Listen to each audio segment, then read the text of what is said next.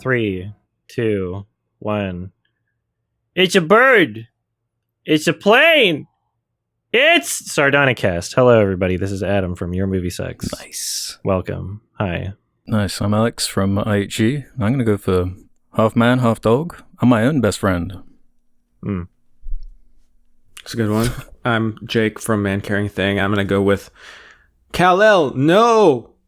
Which is not from any of the films we're talking about today, but I feel like it lives rent-free in my head. What is that? 90% of my days. That's the best Superman. Yeah, it's from the best Superman movie. Oh. Justice League. Oh. I only saw the Snyder cut. Wow, aren't you cool? Yeah. That's his highest rated film on IMDb. I believe it. Is it really? Yeah, because only people that give a shit about like only only Snyder fans and people interested in it saw it. Like, it didn't get a theatrical release. So I haven't seen it. Yeah. Snyder fans are the best. Their subreddit is just fire. I love it. They're super chill. Yeah, I love them all.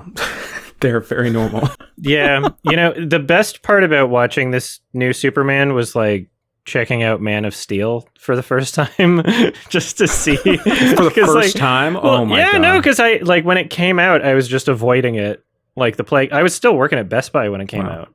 I guess it was 2013. It's ages ago now. Yeah, somebody was like, "Are you going to see it?" I'm like, "No, doesn't seem like it's for me." And that was before the whole DC universe and superhero fatigue. I'm like, no, this just looks really boring. And watched it recently, and I was right, but it was also funny at parts. How did it hit in 2025? Like melanoma. Damn. So you loved it? Yeah, it was terrible. It was genuinely terrible. Mm-hmm. Did you like when Pa Kent is just like, no, let me die, Clark, in a tornado? Yeah, for no reason. And it's played super seriously. Is like its biggest problem is like it takes itself so seriously and it thinks it's epic. And all I'm thinking of is just like the psychology of the people that works really well on. Like, you just insist a seriousness, and some people are just like, yes. With also like the America and Christian tones portrayed in the movie. Like, he fucking goes to church at one point, small town America. I feel like it's the definition of hype moments and aura in a movie. It really has basically only that a few times. Henry Cavill was kind of bad in it. Like, people, I remember the conversation when they were rebooting this James Gunn thing. There were some people, like, I don't know, Angry Joe and like a bunch of other people that were just like, they were freaking out because Henry Cavill wasn't going to be Superman anymore. And it's like, I don't know if it was, about the performance or just like because you wanted to continue what you felt was like an unresolved story or something. But like, I'm looking at him in this movie and he's doing the thing that like some of the female actors in the Saw films do, where it's like you're prioritizing trying to look pretty over any moment in your performance. And so he's like doing this acting, he's doing this weird fucking like Chad suave face that he's like very clearly forcing through most of the movie, like even in like serious scenes. It's hilarious. It's insane. Mm-hmm. And I'm like, do people just... He's mewing and aura farming. Do they like him because they think he's pretty? They're like, I want the hot Superman. He is pretty. They don't think he's pretty. He is pretty. No. Uh-huh. They want to be hanging off his ripped arms. Did you see what Armand White said about the new Superman? The new one? Yeah. I did, yeah. Yeah. Notorious Snyder fanboy though, right? So he was on that camp you're saying? He said a couple... there are a couple... moments from this. I'm just going to get the direct quotes. Also, anybody listening, I changed my mic settings if I sound different. So theoretically, this should make me sound more consistent in volume. It might sound different, but we're going to see how it goes. If I sound different, it's because I started smoking cigarettes. Oh, congratulations. Nice one. Yeah, but only when my baby's around. Oh, okay. Well, yeah. It's polite to share. Well, I want him to think I'm cool, So he briefly mentions in his new Superman review, he briefly mentions the Snyder one as a way of saying like what this is lacking, and this sentence is just insane. Lacking Snyder's erotic pairing of Henry Cavill and Amy Adams. Like, Erotic. what? They've got like negative chemistry in that movie too. Oh yeah, they have zero chemistry. And they play it up to this moment of them having like a kiss as if it was like, oh, we've been waiting for that. It's so earned for their characters. Like, I'm so happy they're finally together. Like, what? Okay. This is the first movie where Amy Adams has just been like bad that I can think of. Like, maybe I haven't seen every movie she's in, but like she was in some really good stuff around this time. Oh yeah, amazing. I wouldn't really blame her for a second. I think it's probably more down to that direction and the style that it's trying to go for. Mm-hmm. Yeah, so Armand White, crazy man. He calls the Man of Steel the godfather of superhero movies. Mm-hmm. Right. He also thinks that the new Superman is talking about COVID and Ukraine. Oh. Mm-hmm. Yeah. What was how did he qualify the COVID stuff? Let's see. I'll read the whole sentence. They wear masks. The superheroes wear masks. Luthor combats Superman through a combination of science and technology, injecting nanobot GPS trackers into Superman's bloodstream, using methods that recall the hideous COVID manipulation. Wow. I didn't. Wow. That's a crazy sentence. Okay, I guess that's one interpretation. Lex Luthor is Fauci. He's Fauci, right? Oh, yeah. Right. Wow. God, The Rock goes deep. Yeah. All right. I guess we'll talk about the new Superman right after I issue a correction.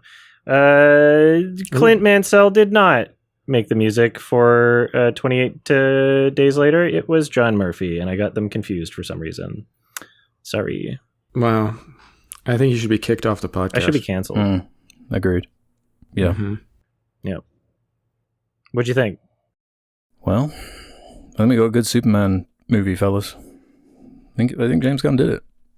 And I'm not even like a Superman guy. Like, outside of those Bruce Timm cartoons from like the 90s, early 2000s, I've never really connected with this character that much. But I feel like his version of it on screen was like a breath of fresh air. As far as these movies are concerned, it felt very sincere. Mm-hmm. Didn't feel cynical.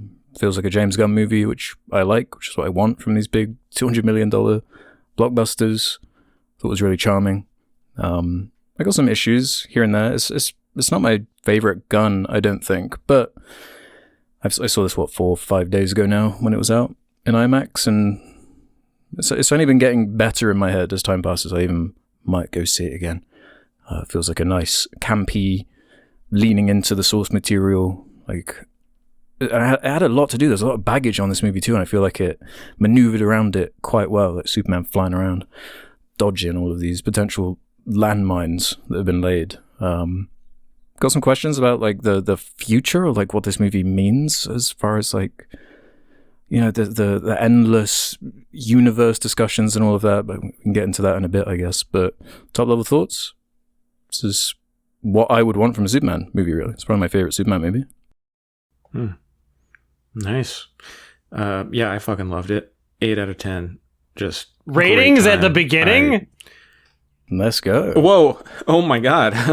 Mixing it up. Really breaking things today. Yeah, I mean, I got to break the mold. Like Superman 2025 breaks the mold of being not shit in a DC. I thought only Shooting Stars broke the mold. Yeah, that also. But also, Superman is good. I think James Gunn, I had my doubts because I'm like, I don't know if tonally this is going to work. And the trailers didn't really give me a lot of confidence going in.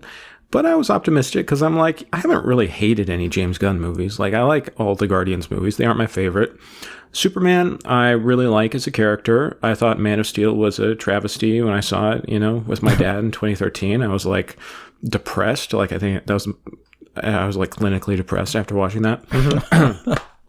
And I didn't grow up on Superman 78, but I grew up watching Superman Returns, which is not a great movie, but I enjoyed it because I was a kid and it was nice and fun. And, gotta love Kevin Spacey. Gotta love him. Wrong. Yeah, wrong. Yeah, good moments. There's some fun moments. The airplane sequence is cool. Anyways, we're not talking about Superman Returns because this movie is far superior. All the fun little characters, Crypto. I mean, it is like manipulative, I think, in the way that it like tugs at your heartstrings, especially with like animals and babies. Like there's a sequence with like a little tiny alien baby that I'm just like, fuck you. Like don't put this baby in peril. But it was funny. It was like an out and out comedy some of the times, but it also managed to like land the heart. And I think it's because they understand Superman as a character, as just being like a sentimental, sweet, naive kid, in the body of the most powerful man in the world. And I just thought they nailed the casting. It's not perfect. It has like some pacing issues, but I really liked just being thrown into this world. It just kind of swept me away, and I could tell the audience I was watching it with was just having a fun time. It was not overly serious. It was just like a good classic comic book movie. I think it needed. I don't think it was erotic enough for me. I knew that was going to be your first take. Mm-hmm. Yeah. I was like, when I was watching it, I was like, Adam's going to need this to be a bit more erotic. Yeah. I'm Armand White. That's my alias. That's my Clark Kent. You've been undercover this whole time. Costume up. Yeah. So, I mean, like, okay, I haven't been seeing a lot of larger films in theaters as of late. I've been trying to like figure out my priorities with my time and manage things, especially going through a bunch of health issues. Less energy, less time. So I'm being careful about what I pick. This one seemed intriguing to me because of it just, being like, okay, we're going to not do Snyder anymore, right? Which is a good thing. A good thing for any kind of universe. I was looking at my IMDb ratings for Snyder films. I'm like, damn, like the average is like a 2 out of 10. He's like maybe the most atrocious big name director working today, like a legitimate director that people give money. Like it's absolute insanity. And love. Yeah, and he has fans. A lot of Armand Whites out there. You know what I learned recently is that his Dawn of the Dead was written by James Gunn. Oh, that's funny. Like, if the Snyder heads knew that. Yeah, weird that. They're like good friends, apparently. Yeah, that's crazy. I was like, didn't know that. Which is funny with all that beef. Yeah. Yeah. I like the idea that there's people that think that if this new Superman movie flops, that they'll get the James Gunn universe back. When in reality, it would just mean that you wouldn't get another Superman movie for like 20 years. Yeah, pretty much. Yeah. Right. Yeah, I thought it was good. I enjoyed my time watching it in the theater, and I wasn't bored. I do have some criticisms, and it's also just not really my kind of movie at the end of the day. Mm-hmm. But I mean, yeah, the same goes for like any other James Gunn superhero movie that I've seen. Like my experience with them is consistently like I enjoy myself watching it the first time, and then I forget about it within like 4 days, and then I have to retroactively decide like, should I have given it a 7 or should that actually be a 6? And then some amount of time later, maybe years, I'm like, you know what? I'm not going to watch this again. I'm giving it a 6. I can't remember shit about this. This is one of those where it's like it's a fine experience in a theater. People seem to love it. The people next to me said it was like a perfect movie for what it was going for, the perfect superhero type film. And I get that. In many ways it was very refreshing.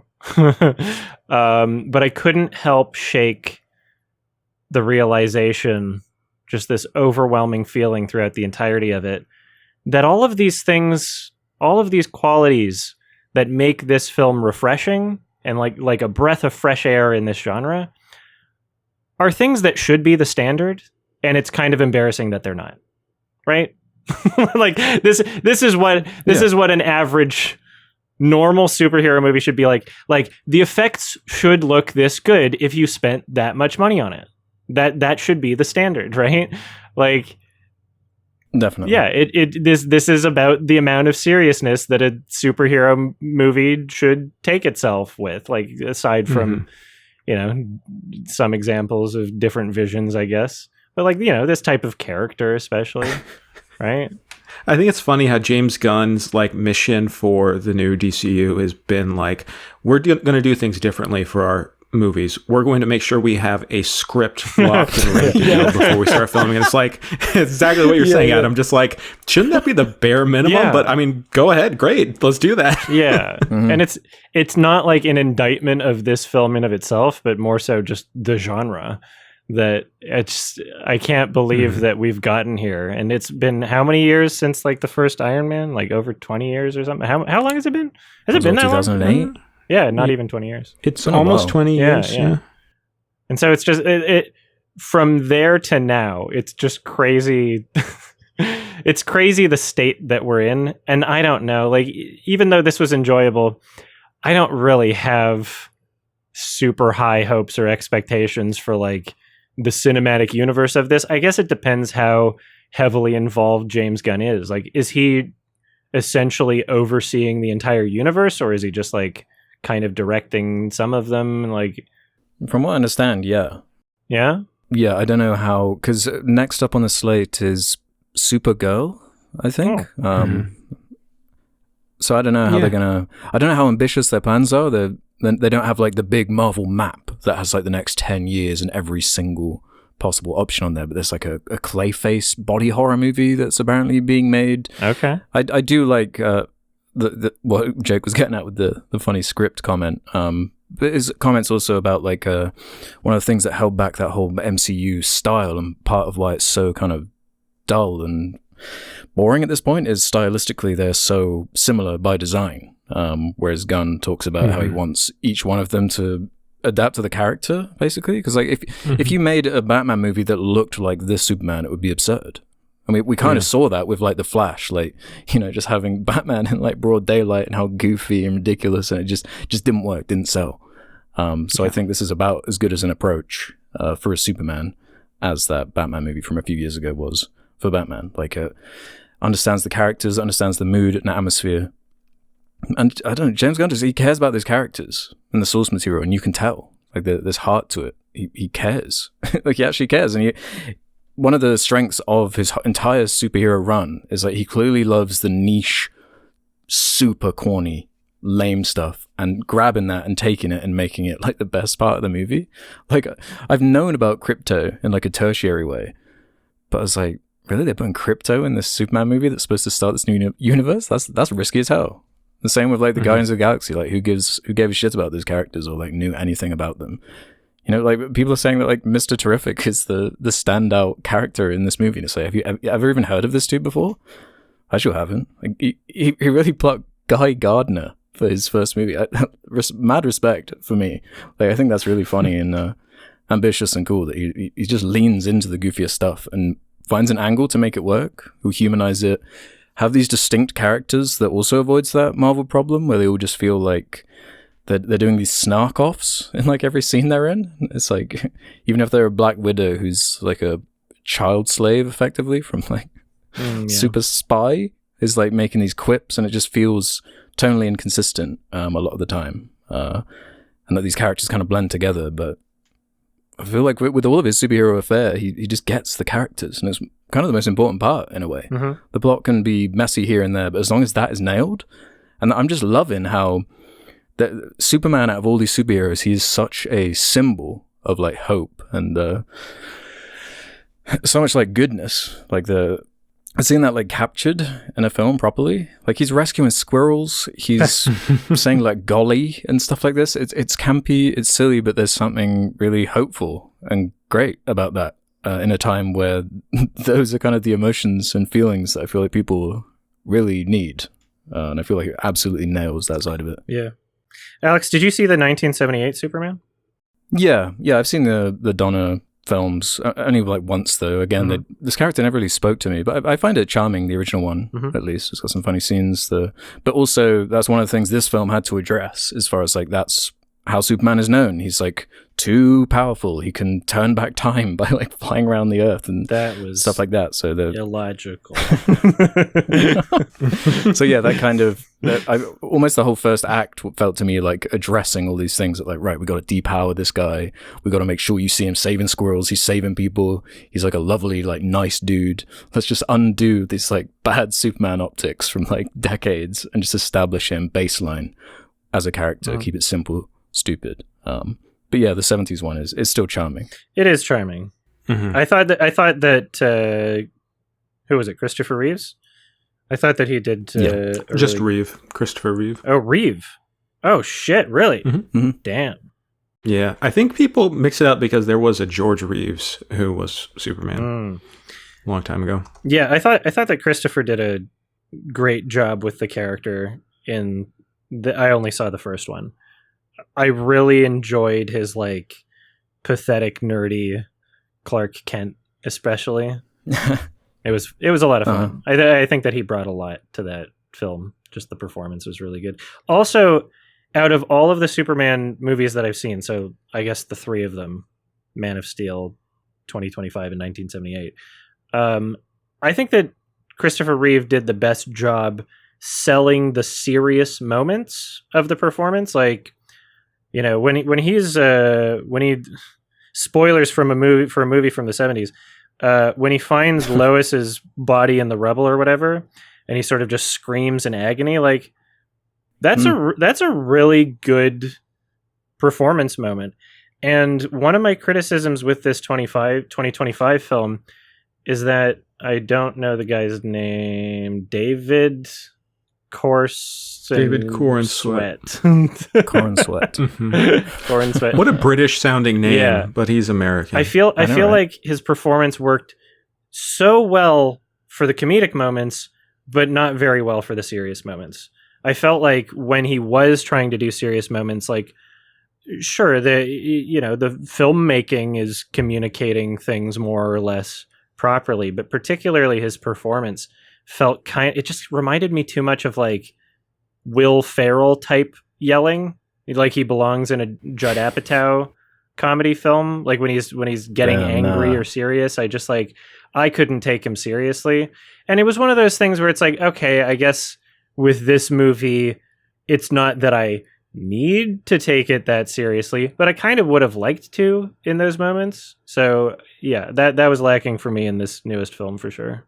Interesting. I feel almost a complete inverse, where for me, some of the parts I didn't enjoy were some of the jokes that didn't quite connect with me. I didn't find them like cringeworthy, like the Laserface stuff from Guardians 2 or whatever. But it was more the serious stuff I actually enjoyed. Like I actually think the best scene in the movie is one that's in one of the trailers where Lois and Clark are debating. In fact, a lot of my favorite scenes in the movie are just scenes with them, like talking or hovering into the sky, having a kiss, stuff like that.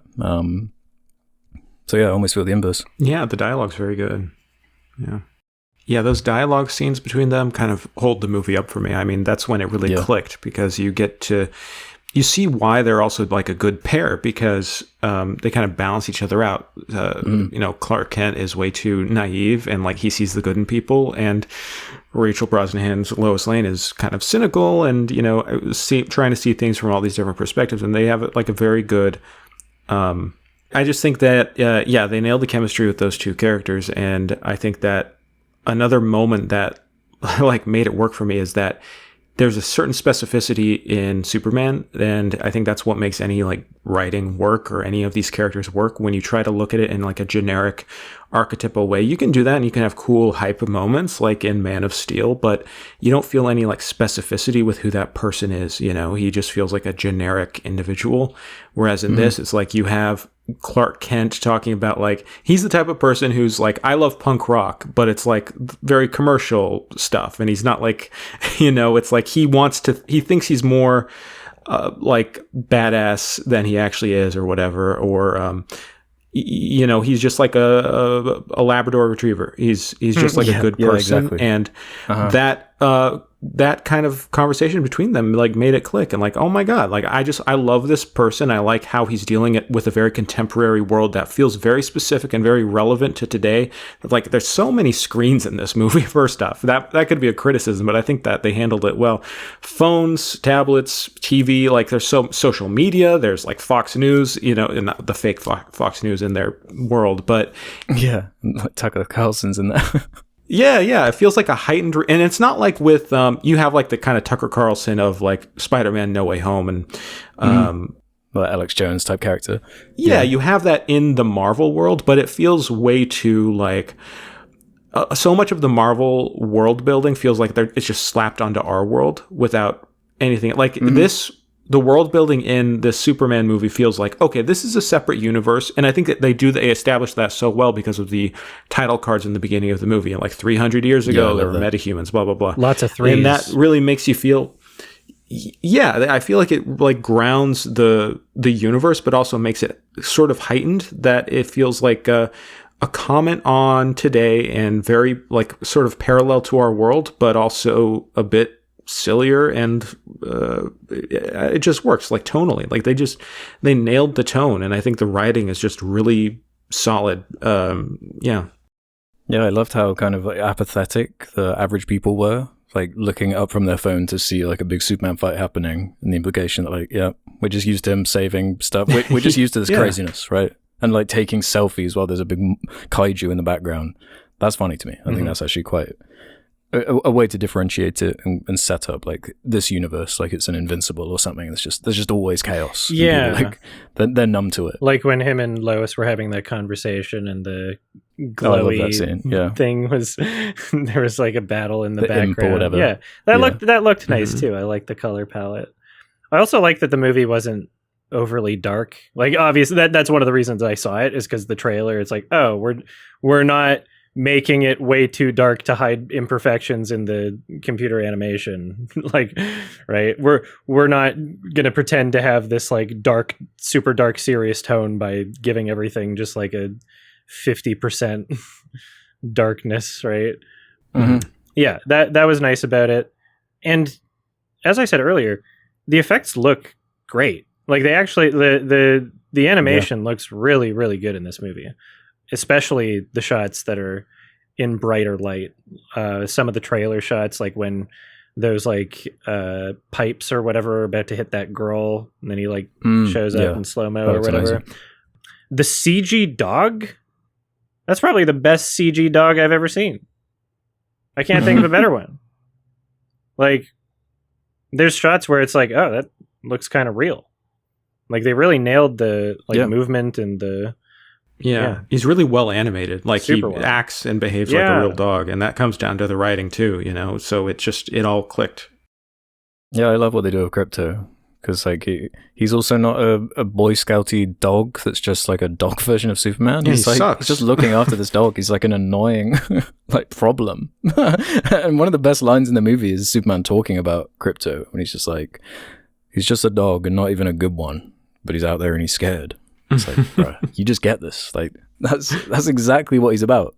I absolutely love that. Can y'all explain to me why everything is named Kryptonian, Crypto, and Krypton, and like they're just like Bitcoin, and it's a marketing thing. Yeah. Oh, okay. Supercoin, yeah. Well, that explains that. Yeah, I don't know, but I like the Kryptonian stuff as well. Like, it's kind of a spoiler for the movie. Do we want to go into spoilers? Yeah. Like, sure. Let's shift into some more spoilery stuff, because one of the bigger changes for the character was this message from his parents. Bradley Cooper is his dad, speaking in the Kryptonian language, and he's like the robots in his what's it called? The big crystal place. He's like the Fortress of Solitude. Little St. They play James. it for him to keep him soothed or something. Yeah, and that's part of the plot. Of course, we haven't even mentioned Luther yet. He kind of decodes the full version of the message and reveals that, oh crap, I'm like Mark from Invincible, Like, I'm supposed to be a conqueror, I guess. So, like, his whole worldview is destroyed, which isn't normally what happens. Normally, he's sent off from Krypton as, like, the last beacon of hope, and you've got to, you know, basically the complete inverse of that. But I love that change. I feel it gives him way more agency, in my opinion, because then it shifts to... So that's unique to this film? I believe so, yeah. I don't think that's normally been a tenet of the character. That he's like a conquering, scary alien. Yeah, so I was... in the back of my mind, I was wondering if, like, the footage was, like, doctored or something. But, yeah, I question that too. Yeah, I guess. But no, they just committed to it. Well, that was an issue they had to deal with in the screenplay, I think, because they say over and over in the movie, nope, this is actually it. And Lex Luthor says, no, we thought we might doctor it, but no, this is actually the message, you know? So I think they were just really trying to communicate to the audience, like, okay, I know we live in the world of deep fakes and everything, but this is actually, just go with this. Yeah, true. Yeah, interesting choice. Do you guys... Am I crazy, yes. Or did the Superman... we know that, but did the Superman clone look and behave like Cavill? Now you say that. That's kind of funny. Because like his hair and everything, I was like, he's kind of like Cavill right now. Yeah, yeah, sure. That's a good interpretation. I don't know if that was an intentional thing, maybe like a little jab. But I mean, to me, what I liked about the movie also, it didn't feel like just a reaction to the Snyderverse. It wasn't like, oh, we just need to be like bright and happy now because that's like the opposite. That's what the Flash felt like when they were like, oh shit, everything's fuck. Okay, let's just make everything bright and super. A lot of stuff is happening and Batman is here. It made it so much more demented. So funny. Yeah, it's memeing time. Oh my god, yeah, it was like. Okay, well, people... Wait, he's Batman? People like... Did you guys talk about The Flash on here? I forget. I talked about it extensively on my channel. And That's I awesome. think we talked about it on the podcast. Yeah, we did. I yelled. Okay, yeah. I think I yelled. Whipping out those Ezra impressions, yeah. Just nailing it. Oh, boy. I love all the concern people had about this movie over like the tiny little details of like, oh, his eyes are red. Why would his eyes be red? And after shooting like lasers out of his eyes. And then in the actual movie, it's because the evil Superman is shooting lasers into his eyes. So it's just like all the nitpicking over the trailers was so exhausting for months and months and months of people being like, well, this sucks because of this shot. Look at this frame where his foot looks weird. You know, it's like, can we wait until the movie is out? To just like see how it all clicks and comes together. No. Oh man, no, you can't. It's like a full-on discourse movie. Like the Fox News stuff is like hilarious. Oh yeah, it is about. It's so like modern, and it is very much about like media and perceptions, and that could have gone really badly. Like that could have been handled very badly, but because I think it's in this elevated style, like they have fucking the monkeys typing mean Superman tweets. That's funny. He's a like, professional rage baiter. It's awesome. Like, come on, like that's just so goofy and like, okay, I can go with this, you know, if we're gonna be that silly with it, and it worked. Yeah. Fuck it. There was something I was going to say. What was it? What were we just talking about? The clone, the Henry Cavill connection, monkeys. Somewhere in between the clone and the monkeys. Lex Luthor, Bradley Cooper, dad message. The Flash, Superman. Living in the shadow, well, reinventing itself after Snyder, but without just going too far. Yeah, whatever. Fuck it. It's gone. The whole, you mentioned the clone, the Superman clone. And at first I was kind of like, I don't know how I feel about that. That's like one of the superhero tropes, right? That so many of them have done. You know, your Logans or like a Black Panther where it's just like the same guy basically, just like in a CG mess, like just smashing against each other. Like even the first like Iron Man did a similar thing where it's like, oh, now Iron Man fights baddie Iron Man. But I think some of the tweaks to it, the way it's kind of Luthor basically playing a video game through this like clone slave, that kind of added a funny element to it, especially in hindsight, the more I've thought about it. It's quite, I don't know, it's quite a strangely plotted or paced movie. And for my first watch, I guess I was like, how much of this is set up for other movies? Like how much of this is supposed to just be viewed in this one film as itself? Like I don't really know what they're going for this world, but maybe that flows better on a rewatch. I've heard it does from friends have seen it a couple times, but No, I think a lot of the script, I think the screenplay and people are underrating like how well plotted it is because it's so much information being thrown at you, but it works, you know, it doesn't feel like you're getting left behind. And I think I personally enjoyed it because I was like, a lot of these superhero movies, I just get bored because I'm like, okay, we're doing the same beats. Okay, they're going to start calling themselves their hero name and they get the cape, blah, blah, blah. It's like, this was like, you're thrown into it. You're just immersed in the world. And that was really fun. And then the plot involving, you know, Crypto and then him getting locked away and the whole Baravia conflict, like there's so much happening in this movie. Yeah.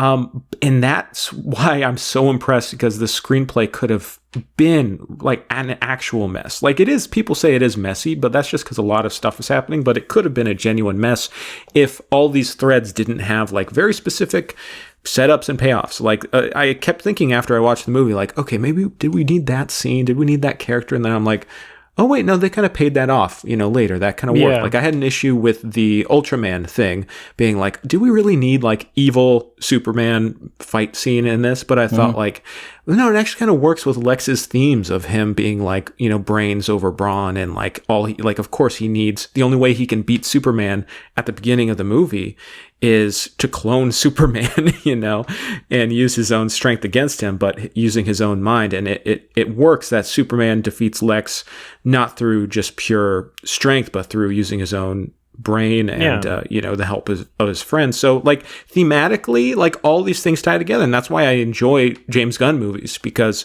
lots of screenplays just don't have the... don't have the ability just to like have a setup and a payoff. Really basic have, things like, that should be the standard. basic themes. Yeah, and like character arcs, you know? Like that he can do that. And it feels like an old-fashioned thing now. Things that should be on the checklist. Yes, basically. yeah. Although I don't even think that's like specifically a superhero problem even. Like I feel like almost a majority of movies are like subpar as far as, especially like big blockbusters. I know that's part of the problem is like you for studios where the goal is to make money, you would think that those things would be on the checklist, right? You would think that they would have their shit together, right? Like a bit more. They're supposed to be like a well-oiled machine. Instead, they're just a machine, right? So it's just, I don't know. It's that tension of like being so risk averse that they're scared to do anything interesting with a story, so they just get stuck. Yeah, where it's just like it has to be grey goo and it can't go too far out of these bounds. You know. Yeah. Well, did you guys see the new Jurassic World? No. Yeah, I did. Yeah, it's basically like the things we're complaining about. I remember what I was going to say. Oh, what was it? I was going to say, I think that it is perfectly fair to criticize marketing material for things before they're released because they're putting those things out to be judged. However, the conversation was still very funny with people being like, how come they changed it so that who is he? The Green Lantern? The guy with the ring? Is that who he is? Mm-hmm. Yeah, Guy Gardner. That's the Green Lantern? Yeah. Okay. Yeah. How come they changed it so that he flicks his wrist and then things come out of the ground? It's supposed to emanate from the ring itself. You know, like fucking thousands of retweets and shit. And then just somebody's like, actually, here's all the comic book panels where that happened that way. And you're wrong and you didn't read the comics. So it's funny when those are the conversations. But like, it's just like, we're talking about Twitter shit. It's like the worst fucking website. There's no real conversations on there because you can't have a conversation on that website. It's just about dunking on things and that's it. Like, that's the end goal. Like, how do I get the most attention dunking on something? I'll dunk on you. I'll dunk on this. And that's it. That's the entire fucking website. So exhausting.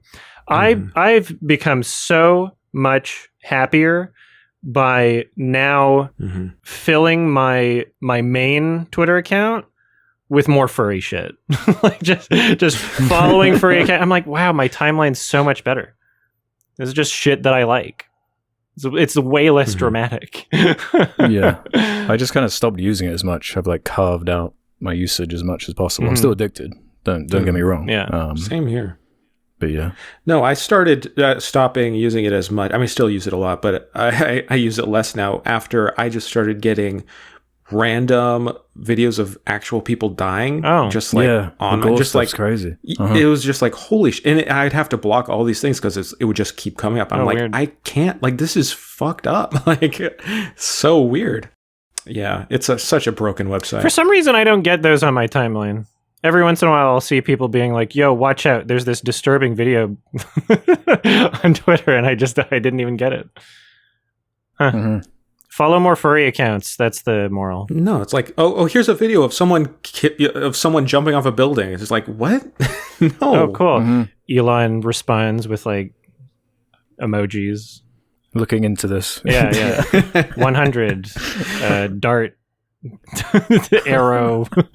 You can really tell that, like, this movie was always going to be like a culturally relevant piece of media, not just with it being like the reboot of the universe, but also just like the Superman character.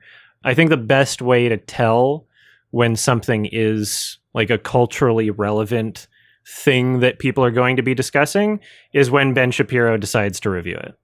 Like, that's a good way to tell, because he'll just hop on anything that people are talking about. Like, that's his goal. He doesn't actually care about movies. Really. It seems so, like, obvious in hindsight, too, because, like, Superman is America, you know? He's supposed to represent, like, the best parts about it, and, you know, America's going through some stuff right now. So, of course, it's going to be this lightning rod for these kinds of discussions. It toes a very delicate line. Yeah, there was a quote from the 70s when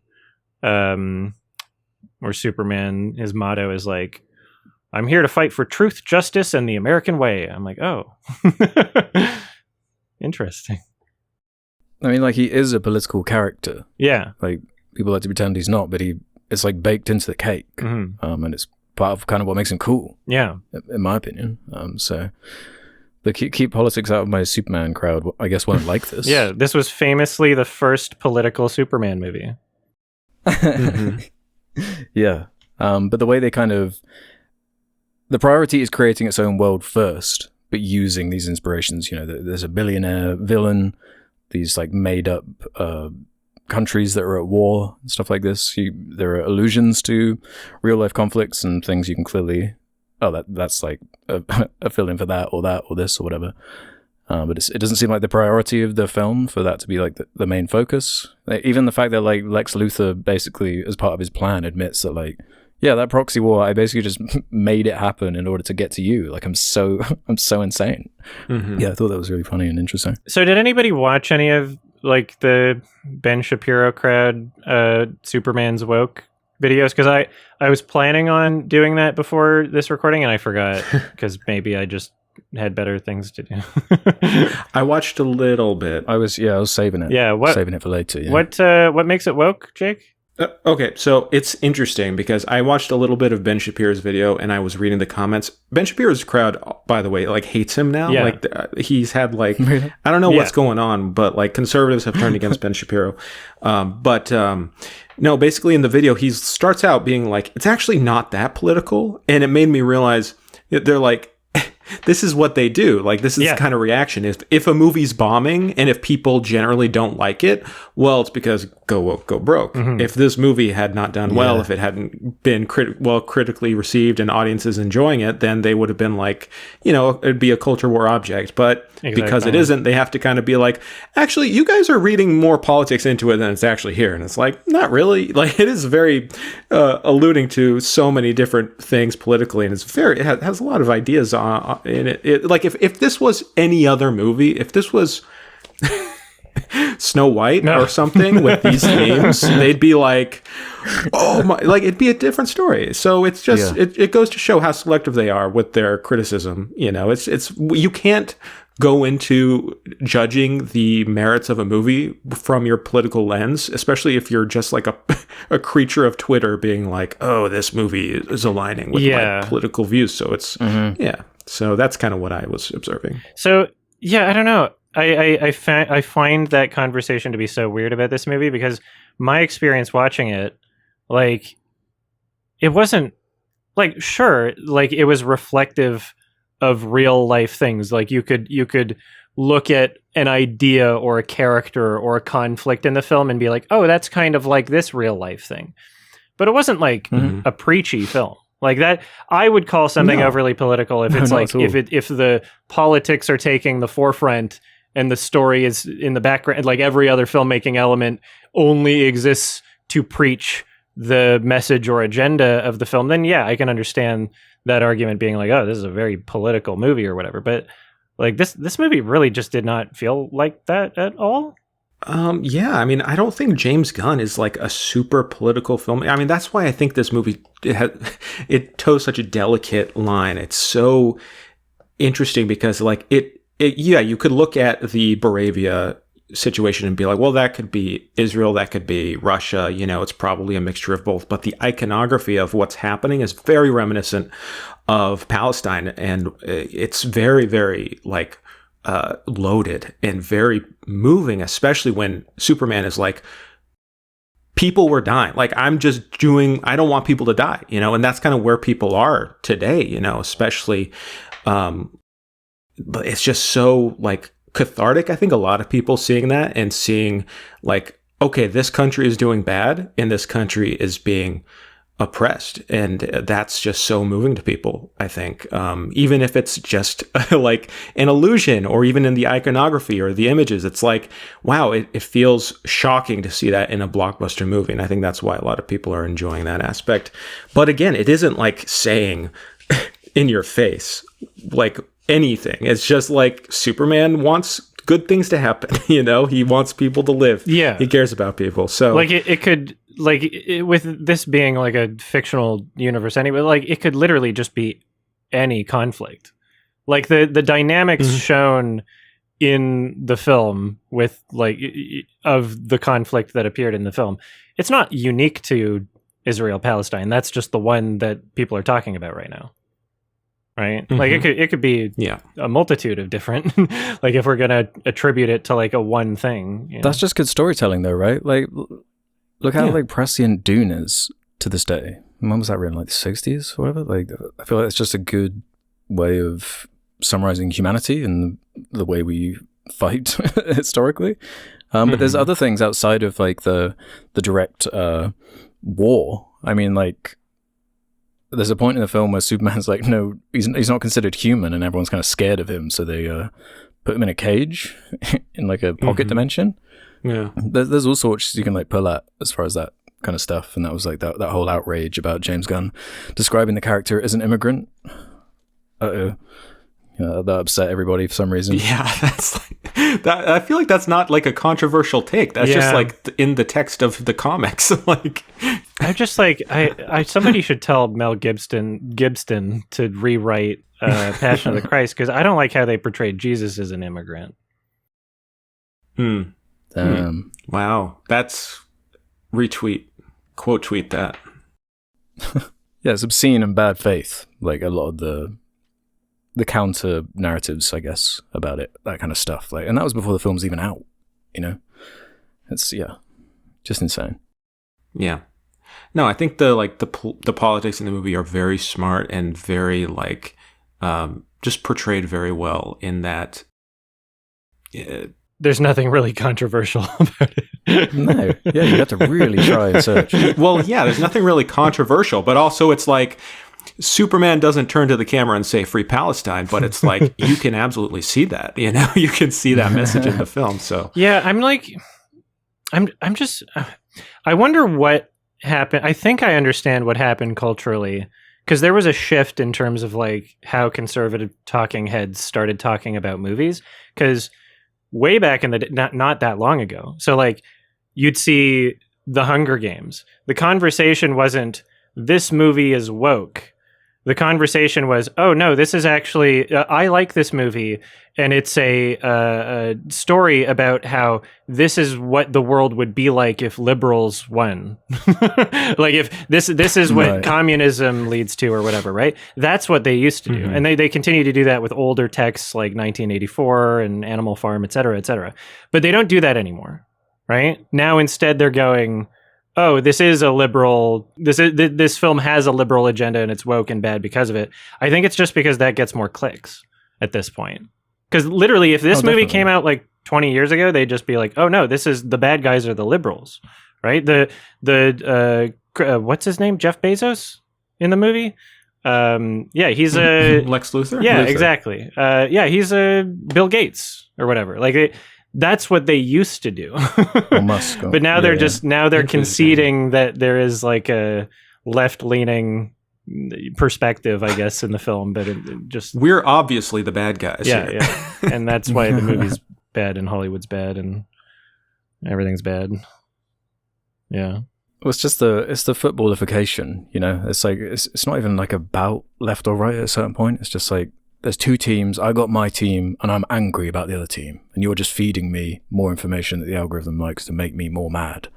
You know, it's kind of as simple as that. You know, 'cause what was it like 2016? I feel like that the female Ghostbusters like really set this Wokebusters kind of thing like on fire. Wokebusters, and just ever since then, it's just been an ongoing. Like every year, there's at least one, if not multiple, where it's just picked at like that. When a lot of the time the answer is like, it's just a bad movie. Like, like it's really like a bad faith way of interpreting it.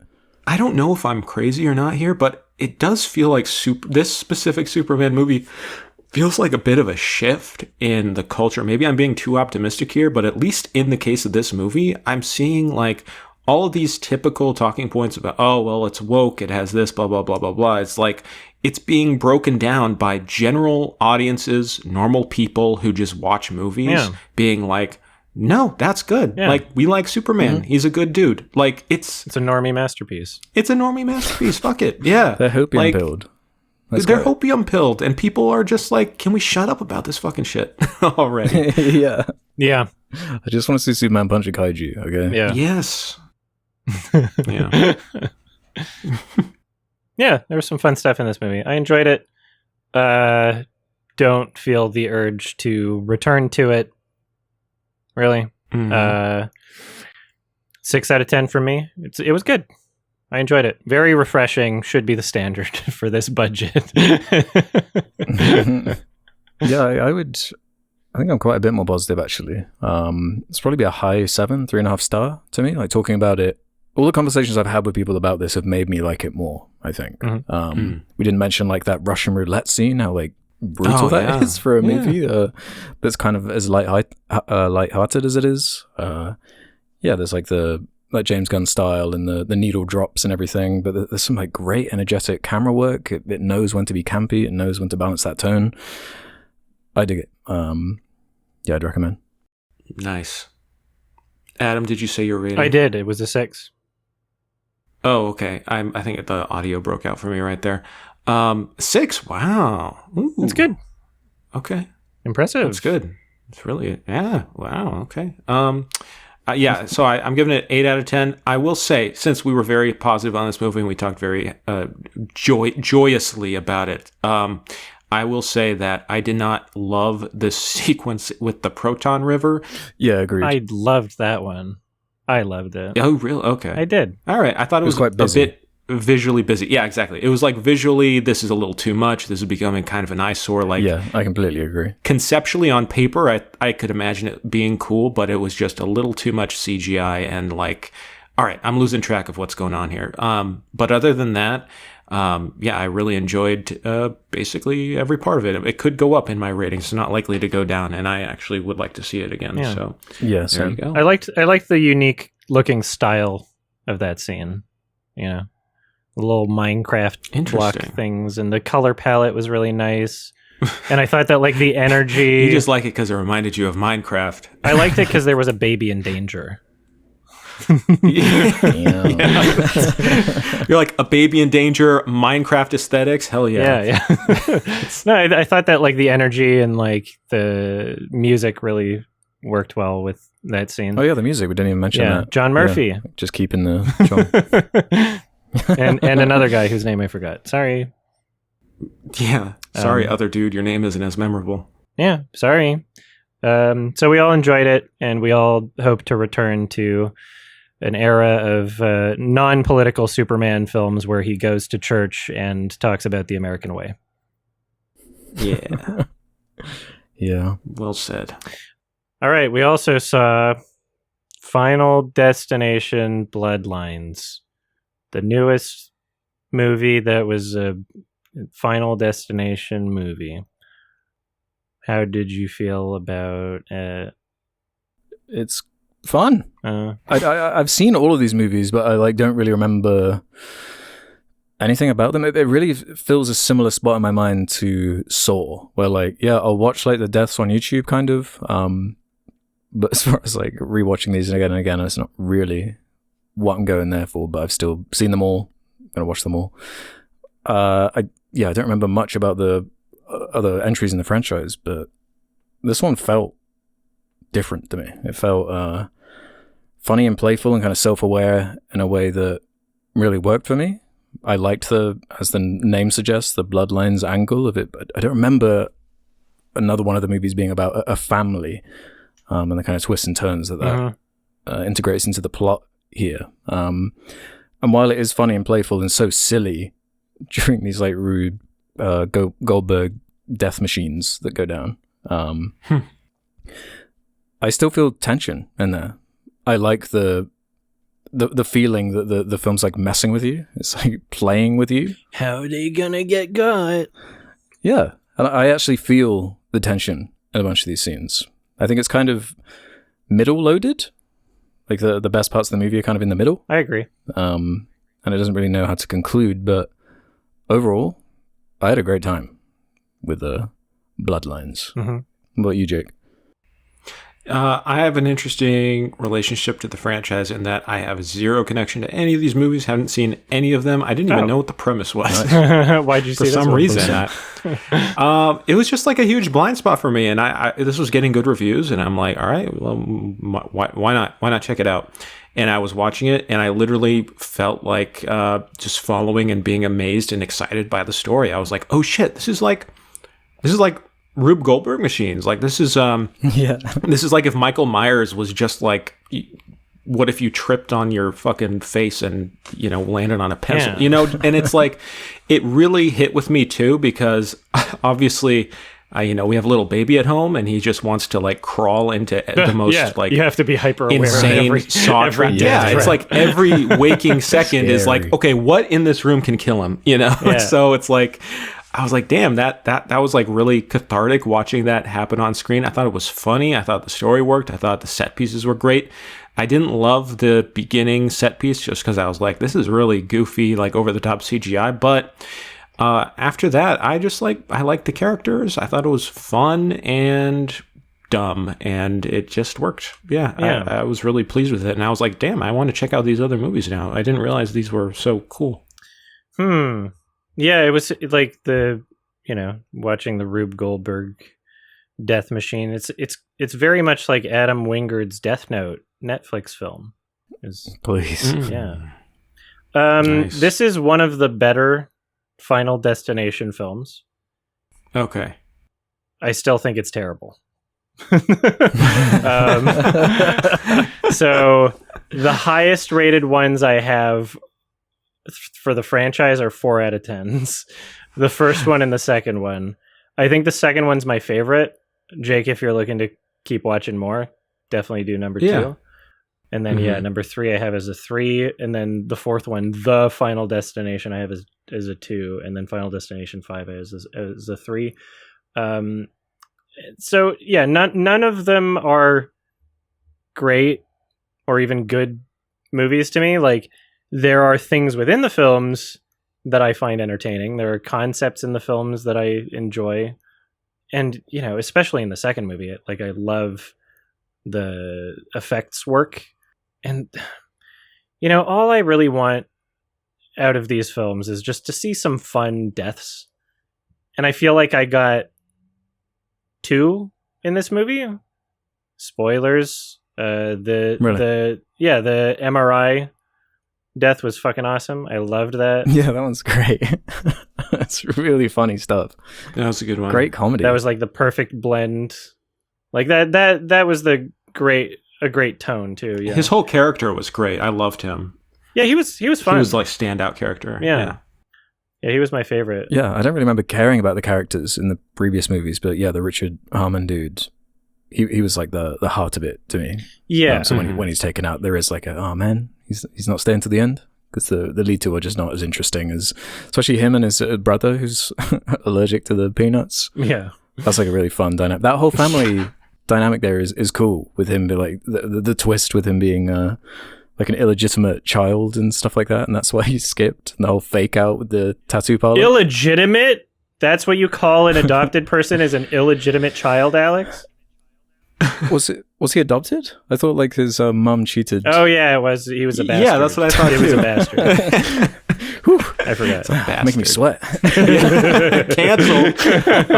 He was a no good, dirty bastard. That's what.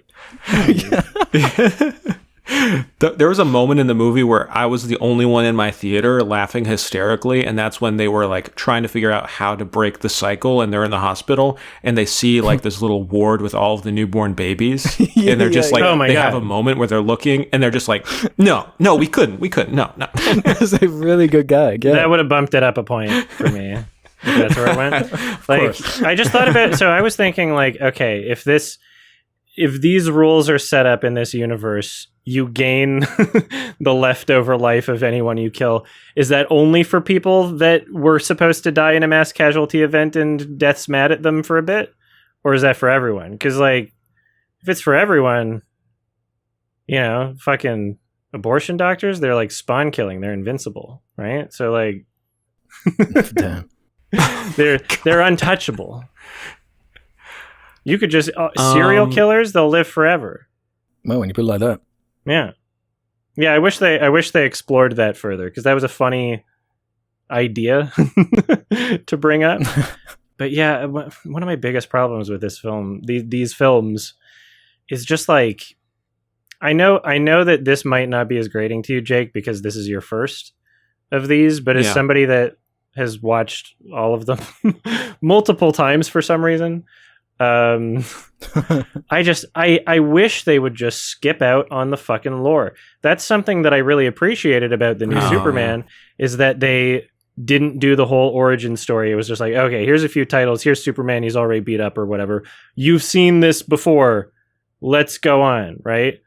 And that's a reboot, whereas this is like a part of the entire timeline, allegedly, right? Like, This is a part of the franchise not really considered a reboot, I don't think.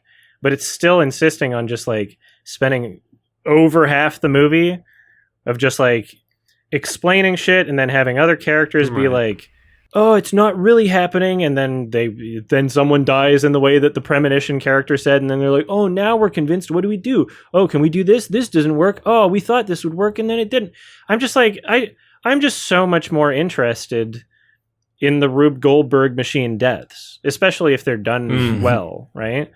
I was thinking it would be cool to have like a Final Destination concept type film, but have it be an anthology movie, and it's just like, you know, 5 or more different like 15, 20-minute shorts from different directors. And the concept is just, here's all these different environments where there could potentially be a mass casualty event. You still have the fun deaths. You still have like the, ooh, is this going to happen? It's, you know, cringe moments or gore, or you still have all of those things that like are the hallmark, the trademarks of this franchise.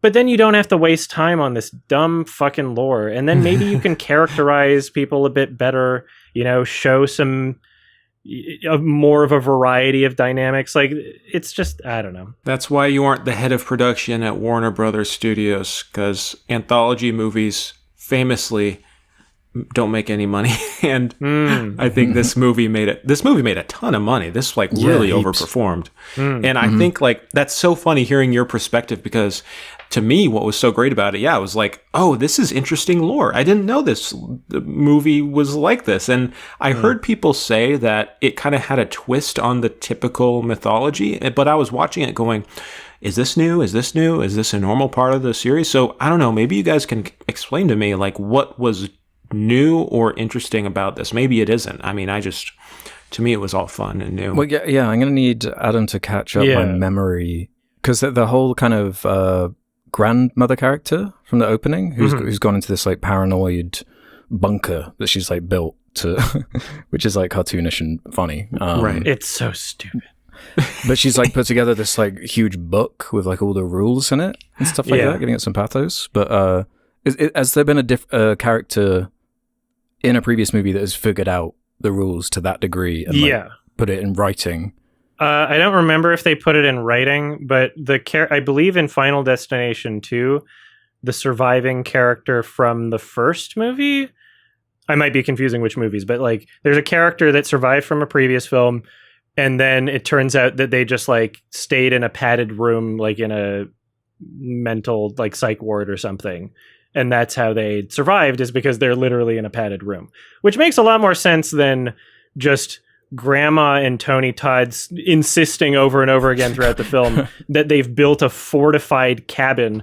And I don't understand how it's fortified, because you look at it and it's just like, oh, there's a bunch of scrap metal outside. Like, is that to protect from like bears that death sends your way? Not sure. Like, that seems like more of a hazard than anything. That seems like more things that could kill you.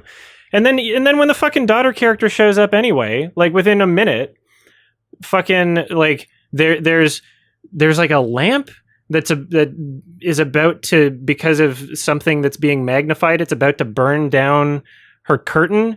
And then she looks over, she's like, "Not today, Death," and throws like a fucking tomato soup can at it. And it's like, okay, well, it's not really that fortified if you're having to constantly be on guard and just being like, "Not today, Death," and throwing shit at lamps in your household. You still have electricity, right? It doesn't make any fucking sense how she has survived for like 50 years doing this shit. When, like, does she sleep? If she's having to do that all the time, like, fuck off. Doesn't make any sense. I kind of bought into the paranoia. I like the like set design of it, but I do agree it's like really, really goofy. It makes no sense. That location. They just insist it's fortified.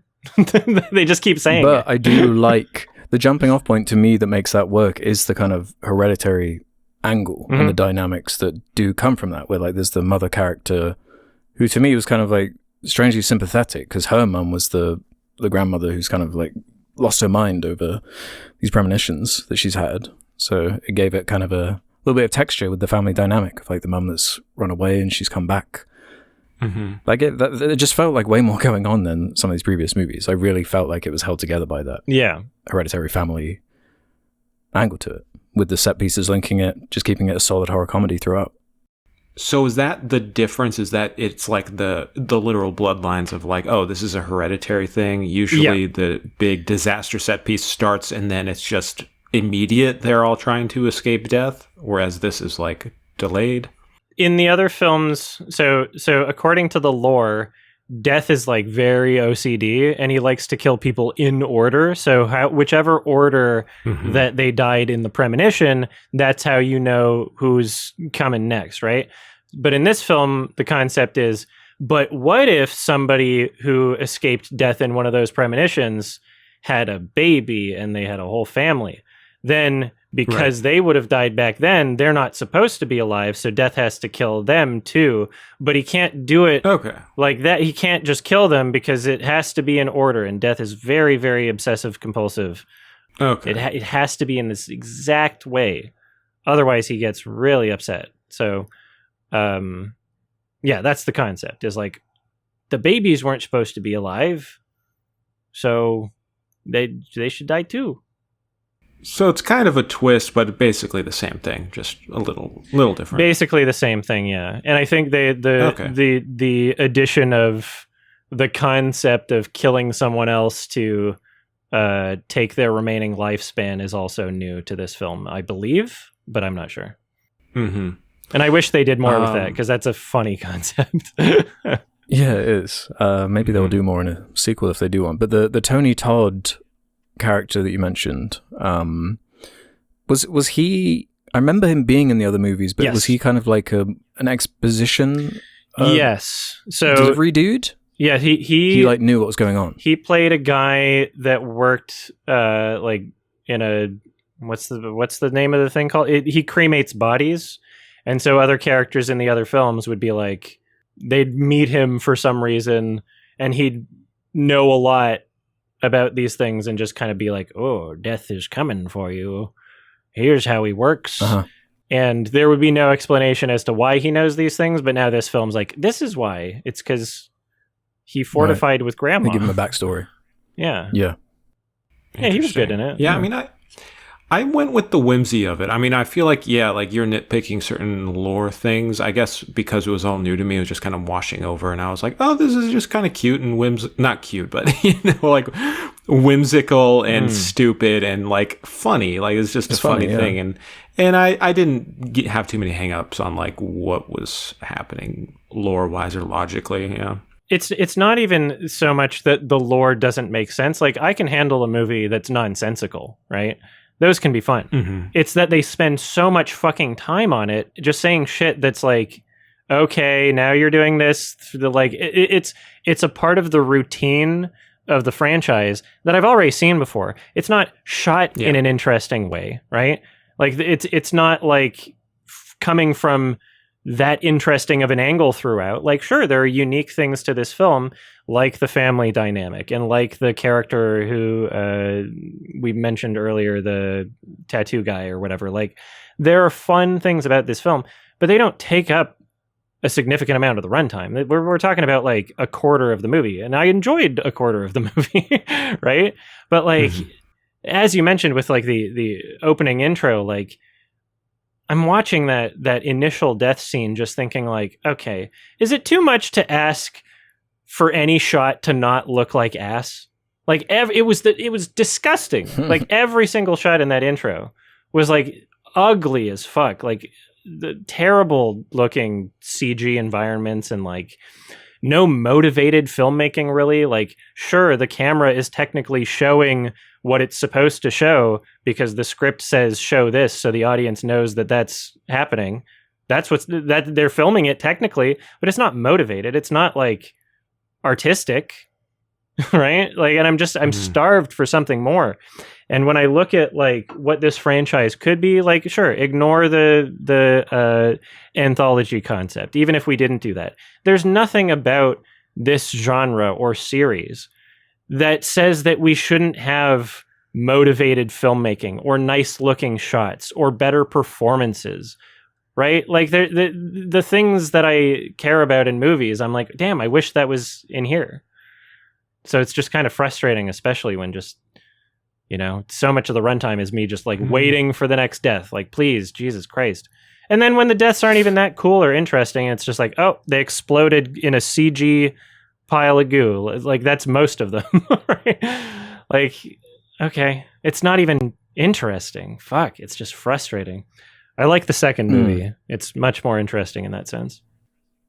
I'll caveat saying that I guess the screen I saw it on wasn't the best quality, I guess. It had a kind of like an older bulb, so it just wasn't pulled out from the production. Maybe I'll have to rewatch and see if that hits differently. But I definitely felt like an intention to the filmmaking. Like I felt like it was super self-aware and was playing with the audience and was like a playful kind of tone with like the way the camera's moving, all these crazy Dutch angles. It was like energized. It felt like it loved the franchise. It loved the goofiness and knew exactly what it is. I just did not feel that way. And I don't know, like the big scenes of like tension for me, I feel like were sprinkled pretty well throughout the movie. Like, sure, the CG stuff in the opening's a bit much, but there's the garbage crush is crazy. I love the whole like I love that trampoline and the glass and everything. I love how like long and elongated and like the build of tension is there. I thought that was really effective. And then you go to the hospital scene. All of that was like really good to me. It's just more the way it concludes is flat. That's for sure compared to all the previous stuff. That's probably the biggest thing I have against the movie is when it goes back to that crazy fort. There's a bit of a deflation and anticlimax. It feels like they just needed something else going on there. Here's another factor that might be causing the discrepancies in our ratings is I fucking hate the music and how it's used. It's just like the needle drops and like not well, I mean that too. I found that kind of fun. That to me was like indicating the goofy tone. You know? They do those in every single one of the movies already. Like the song has lyrics that are kind of foreboding and making you think about the different ways that they might die, sort of thing, right? Like that's happened in every single one of these movies. it happened 4 times in the first 13 minutes where I'm like, dude, this is overkill. Like, come on, we know it. Like, it was just irritating. But what I was talking about was like the actual score, where, you know, I would like to experience this movie that you guys are talking about, where it's, you know, and for a while I did in the middle, where it's taking itself less seriously. But, you know, especially in the opening scene and throughout most of the film, the music is insisting a very serious tone. And it's so cheesy in a not self-aware way to me. And I wish that there was either different music or maybe even no music in a lot of these scenes. I feel like it was really robbing me of the ability to experience the fun aspects of what it was showing. It was just so irritating. I hated the music, hated the score. Yeah, that didn't really stand out to me. But it kind of like, this whole franchise is kind of cheesy to me, so the kind of like the cheesy, campy factor of it, because it's so like goofy and stupid. I wish that I could view the music or listen to the music in a way where it was like satirical even, you know? Where it was like, oh, this is like a commentary on how bad it is. But it just, nah. It's pretty much there for me. Like, I find it like funny. Like, it was consistently funny to me. I'm glad you got that experience out of it. Yeah, I mean, I feel like I'm wondering if like some of your complaints, Adam, could also be levied just at the studio horror films in general, you know, of like the shots aren't super artistic or super interesting. It's just it's like competently made. And I think that there are some standout sequences that make it work, and it's kind of a crowd pleaser in a normie masterpiece kind of way. Although I wouldn't even call it a masterpiece. I just think it's like a good, you know, like it's resonating with general audiences in a way. A normie thumbs up. Yeah, in a way these movies probably don't usually. So maybe that's why. Yeah, I mean, I think that's why it worked for me, because it was just kind of like a good entry point, and maybe that makes it more generic. But at least for what it is, I was like just pleasantly surprised. It is better than I think a lot of other studio horror movies, at least that came out this year so far. So. Yeah, definitely. And like I said, this is one of the better Final Destinations even. The whole franchise is just not great for me. And I continue to watch them. I don't know why. Yeah, I've seen them. I barely remember anything, just the odd death. But I saw a bunch of people saying about the like fan servicey stuff in here, which I didn't really catch. I guess outside of the log death at the end. Did you feel that at all, Adam? With like any memberberry stuff? Yeah, well, I mean, it wasn't just the log death at the end. There was like a quick shot of like a log truck, I believe, at one point in the film, just being like, "Ooh, do you remember Final Destination 2?" And also like the character that we've been saying was a good character. I keep forgetting his name. That one character, like his inclusion, Eric, I'm looking on IMDb. His inclusion did seem like kind of a response in terms of like, you know, how people have been talking about like how they wish some characters would act. Like his comedic presence was kind of like he was with the audience in a way, just like a tongue in cheek. Yeah, he made the movie for me. Yeah, he was great. He was the best character by far. I have an idea for the next Final Destination. It should be set in like the medieval times, and you know, all the characters, when they're trying to escape, just like these mousetrap things, they all just die of the plague. It's like 5 minutes long. They should do a Final Destination set in a submarine, tiny submarine trying to explore the Titanic wreckage. That should be the last sequence in the movie. That would be a fun Rube Goldberg machine. Some kid inside is like flicking pennies at the Xbox controller.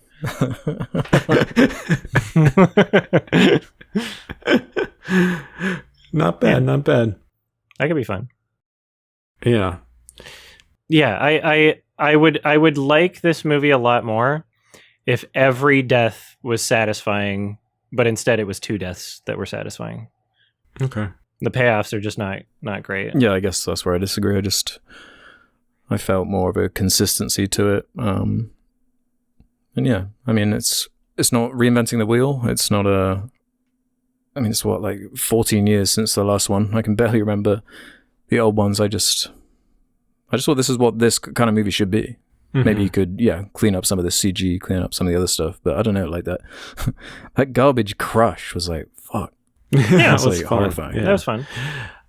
I feel like it knew what it wanted to be and it achieved what its goals were. I don't think it was like trying to be anything that it wasn't. Yeah. Mm-hmm. Sure. I'm giving it a 7 out of 10. Nice. Yeah, it'd be like a smidge, like a low 7. I might go down if I watch it like on my projector and see maybe some of the flaws you guys were talking about that I didn't spot in my original viewing. But I really like this. Yeah. 3 out of 10. My second highest rating for any Final Destination film. So it's one of the best. All right, cool. All right. Nice one. Alex, you recommended... Is it time for my recommendation? Oh, 1 second, real quick. Yes. I wanted to ask you guys, are we going to mention Jurassic World at all? Because I don't know if we have time, but I take it you didn't see it, Adam. Okay. I knew Adam wouldn't, but I did see it. My weakness is dinosaurs, I'm afraid, even though I knew it probably wasn't going to be my cup of tea. Depends how long you want to talk about it or whatever, I guess. Yeah.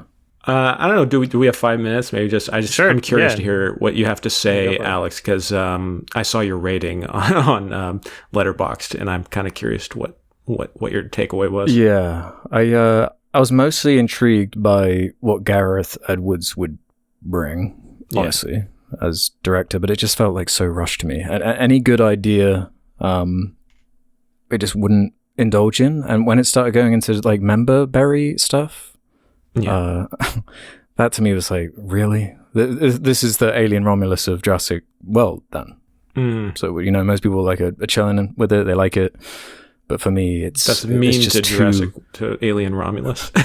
I don't know, man. Like, it felt kind of similar to me where like in the first act, there were these kind of interesting ideas. It's like the apathy towards the dinosaurs, and they're like in New York, I guess, like just getting loose. So that's kind of a fun concept, but then it like just turns into this video game expedition, and you got to have like the kids in there, and you got to have these like teleporting dinosaurs basically that like and then you get like a Rancor T-Rex at the end. This like, and this is so stupid. I feel like there's such an enormous potential for kind of more intense horror-y film with like dinosaurs. They're scary, they are a horrifying idea, and like we saw that in the original 93 movie, but I feel like it's just been living in the footsteps of that, and it just can't escape it. It's got like Alexander Desplat doing the score, and he's just doing like a John Williams impression the whole time. Like he can't do his own thing. There's like one little moment in that action scene on the boat where he's able to put a bit of, like I can tell that's him. That's like his personality in there. That's cool. Like if there's more of this, then maybe I'll be with that. It's creatively bankrupt, because all it needs to be on a base level is big CG dinosaurs in a jungle, and everyone will go see it. So yeah, not a fan. Yeah, I mean, I saw a take online. I forget who said this, but it was basically like Jurassic Park was interesting because it was dinosaurs and theme park. Once you kind of are done with the theme park, then it's. I think Jenny Nicholson actually said this on Twitter recently, and I was like, that's so true. Like when it's just dinosaurs in the jungle, it takes a lot away from like the novelty and the fun of it. This movie was not great. It's very bland and generic. I genuinely don't think Gareth Edwards knows how to shoot like dialogue scenes. Like the beginning of this movie, I was like, what is happening? There's one exposition scene between Scarlett Johansson and Mahershala Ali on a boat, and I was like, my jaw was like on the floor. I was like, what is happening? This is some of the worst dialogue. It's like, well, I was divorced, and my kid died. Oh, really? My friend died this week. Basically, any character who didn't have some traumatic thing happen in their past, you knew they were going to get eaten by a dinosaur. It was so obvious. Like David, however much they paid David Koepp for the screenplay, and I don't know how many fucking ghostwriters came in to work on this too, because it felt like I'm like, come on, man. Yeah, I'm like, come on. There's no way. Like I was disappointed. I mean, David Koepp wrote those recent movies we liked with Soderbergh, right? Black Bag and yeah. So, I mean, I don't know what happened with this, but I will say, regardless of that and the shitty script, I had fun. I think like the actual set piece moments were pretty good, and I think it's probably the best looking Jurassic Park movie since the original. Like, it was shot on film. It looks like dynamite. It looks fucking great, except for all the random ass product placement. I mean, the movie starts with a Snickers bar. Like, the whole plot happens because a Snickers wrapper gets caught in a door, and the entire infrastructure breaks down because of the Snickers bar. Very funny and bad, but I still enjoyed it because I thought the set pieces were fun. I can see that. I'm just like, I like in the original how the main character's like a paleontologist and the villain's kind of like a greedy businessman park manager guy. It's like they have the paleontologist in here, but I really feel like he should have been the main character or something. Like he didn't have a character. Some of the only good dialogue. He's just like hot nerd. That's like his whole thing. Super boring characters. I just want them to feel like animals instead of these big like genetic monsters. Like I don't know. It's just not what I'm looking for from this type of movie. Not great, but it's probably going to make $1 billion. So, yay, we are going to get more. Is it going to make $1 billion? Yeah. It's going to make a lot. They're going to be happy with it, I reckon. It's at 500 million right now. Oh, it's already at 500. Wow. Yeah, it's been out like a month. I do think it's going to drop off with Superman and then Fantastic Four. It'll struggle, but yeah. Last, it came out July 6th, and we're recording on the 15th. That's pretty nuts. It's probably going to have summer legs too. Just globally, everyone's just want to see these like big birds killing people. Like, well, interestingly, I saw some stats that Jurassic World is doing really well in China, and what is not doing well is Superman. Yeah. There was a black person in it. Right, yeah. Also, the whole world hates the United States right now, and Superman is like Mr. America, so... Yeah. Who knows? The real Captain America. Yeah, I gave it like a 1.5 star. 1.5, Rebirth. Okay. I think I gave it too high of a score. I might change it, but I give it a 6 out of 10 after out of theater. Yeah. Okay. Yeah, I had fun. Like, it literally maybe was just... Maybe my weakness is dinosaurs. Fuck, I don't know. Anyways, mine definitely is. I think more people lean towards you than me. I'm quite harsh on it, but I'm so just like nostalgia'd out with this stuff. I was just happy Chris Pratt wasn't there. I was like, this is something different.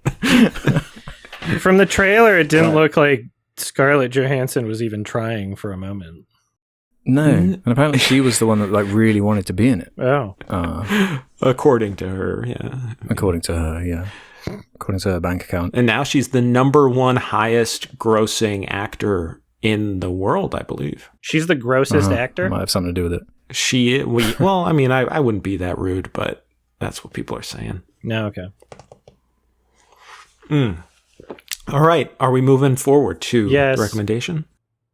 Right. It's my rec.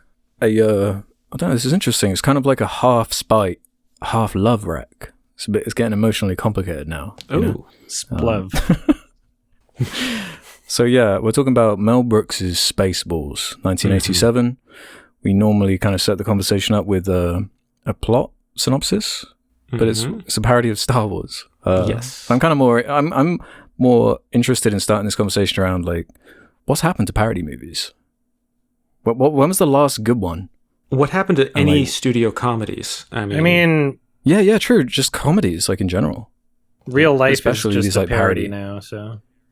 yeah. I guess South Park kind of came into that problem, right? Like you should tweet that. Like satirizing it's just tough. You can tweet it if you want. You can take it from me. Real life is a parody. Yeah. Adam YMS 2 Gator Lift. Mm-hmm. All right. You don't even have to quote me. You can pretend you came up with it. I couldn't. I would be too ashamed. I can't steal your intellectual property. It's too cool. It's just such a prescient quote. Actually, this is a little off topic, but Naked Gun is going to be here soon, and that's kind of like a trying to return to big studio. Seth MacFarlane is one of the few trying to do that. Are you excited for it? Not really. I mean, it seems like it might be good. It doesn't look promising to me. So I like the OJ joke in the trailers. The OJ joke is funny. That is that is good, but I don't know about the rest of it. Because it's like Seth MacFarlane produced, right? And he tried to do the like Western parody, Million Ways to Die in the West. True. Which is painful. Yeah, I feel like all the like recent attempts just don't work out. Ever since it was just rinsed to the extreme with the your disaster movies and all of those movies with movie at the end of the title. But it's weird because like this is one of those osmosis kind of movies where like even though I hadn't seen this before, have you guys seen this? I know you have, Jake, I think. Oh yeah, I grew up on this. I mean, it was as precious to me as Star Wars itself. I watched it a lot, but it's been a while since I've seen it. So yeah, I honestly could not tell you if I've seen it or not. Mm-hmm. But I'm sure when watching it, there were myriad scenes where you're like, "Oh, I've seen this." Yeah, well, like, because the fucking combing through the desert scene has been posted on Reddit 1,000 times, so I don't really know. Yeah, that's what I mean. Like, yeah. I'm not really sure, actually.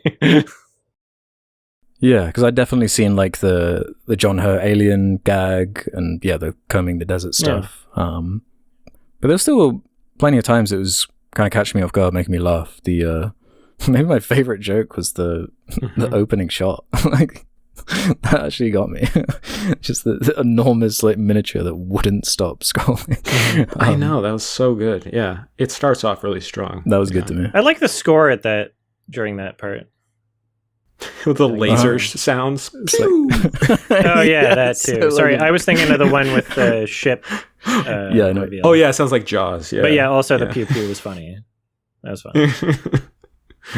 And you're going straight for my heart if you're showing me miniatures. I know. True, yeah. And apparently, like it's one of the cool things about George Lucas, where he's just was always chill with parodies and stuff like that to do with his work. His only condition was like, don't sell merch based on this movie, and then you can just do whatever. He even had ILM help out with a bunch of the production of the movie, like even using unused shots from like A New Hope in certain scenes and giving that kind of authentic feel, which is, I don't know, that helped the humor. It is, as far as context of when it was released, what, 4 or 5 years after Return of the Jedi, so it's kind of not just a parody of New Hope, it's sprinkling in all the kind of stuff you'd expect. And I was going into this a bit like, man, has there been a franchise of movies that has been parodied or joked about as much as Star Wars? Because like, even though I hadn't seen Spaceballs, all of like early YouTube, early internet culture, it's just like Star Wars jokes and Star Wars animations and Star Wars parodies and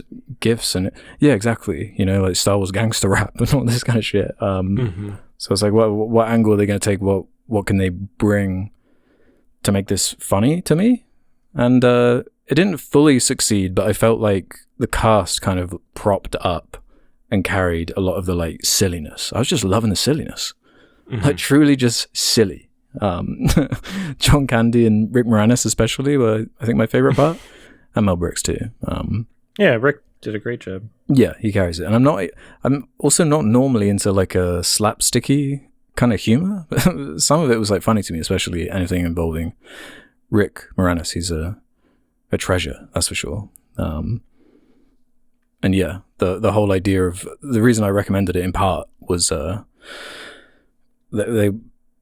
somebody wants to make a sequel to this somehow. I mean, of course, decades and decades and decades later. Because I guess Spaceballs is now an IP that can be farmed, or there's potential money to be made there.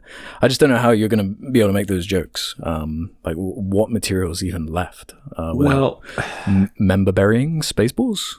Here's the thing, and I have so many thoughts about them potentially doing a sequel, but I feel like what makes the original Spaceballs work so well is that it looks actually good. Like the effects are good. Like they're using these miniatures, like it holds up pretty well. Like it looks like a genuine movie. Like, and if they're going to do Spaceballs 2, but cheap out on the budgets, like this, if they do Spaceballs 2, it's got to be The Force Awakens, right? It's got to be like, all of that, making fun of all that. Like I think there's a ton of material they can do, with like the sequels and all that, and like the Lego sequel kind of bullshit that could be really fun and clever. Like I don't doubt there's material for it, but I feel like, man, unless you really commit and you get some really talented people to like put quality in there and get like this movie has John Candy, like this, and Bill Pullman, like there's real quality in here. And I don't know if there's any studio or anything that's going to be like, all right, let's do this. Like, did you see that? I know they did History of the World Part 2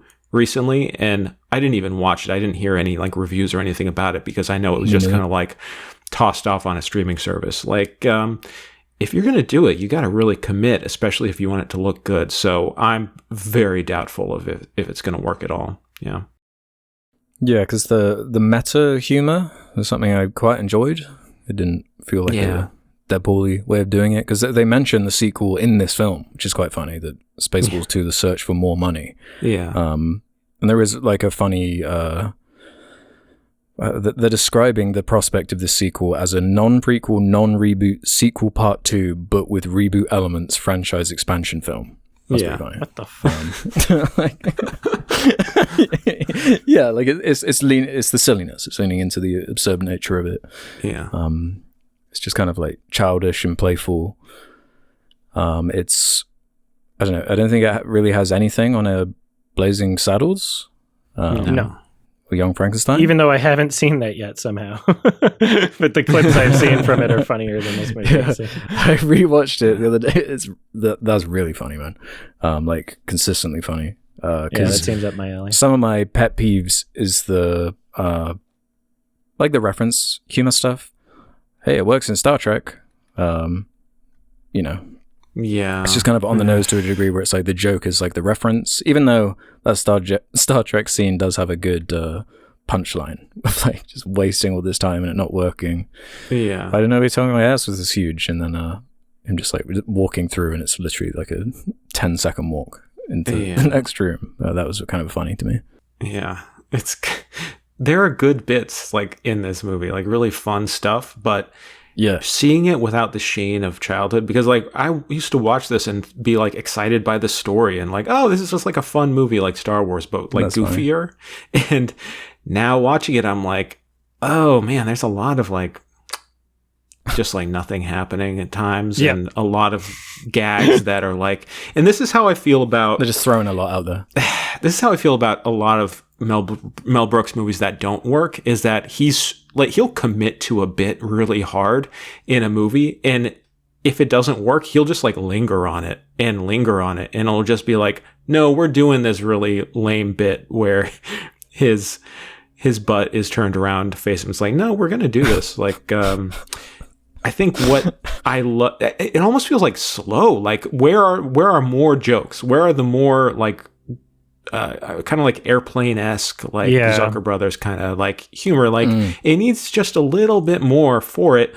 And I feel like he reached the perfect balance of like having a really engaging movie that, like with Young Frankenstein. To me, Young Frankenstein's his best movie. And I think part of why that movie works so well is because Gene Wilder was there, like working on the script, being like, no, let's like tone it down a little bit and make this like a genuine homage to these classic films and bring some of that heart into it, with also the silliness.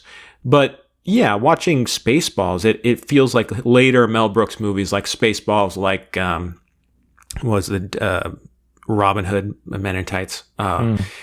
Like just parodying it feels like not enough. Like we need a little bit more here, or build up on the silliness and add like way more bits and like random shit. I mean, maybe this is also coming from a fucking TikTok generation of like, why isn't there more jokes? But something that really intrigued me, because we were talking about how, Star Wars has been parodied and made fun of a million times over, is that I read Roger Ebert's original review of Spaceballs from 1987. He gave it 2.5 stars out of 4, by the way.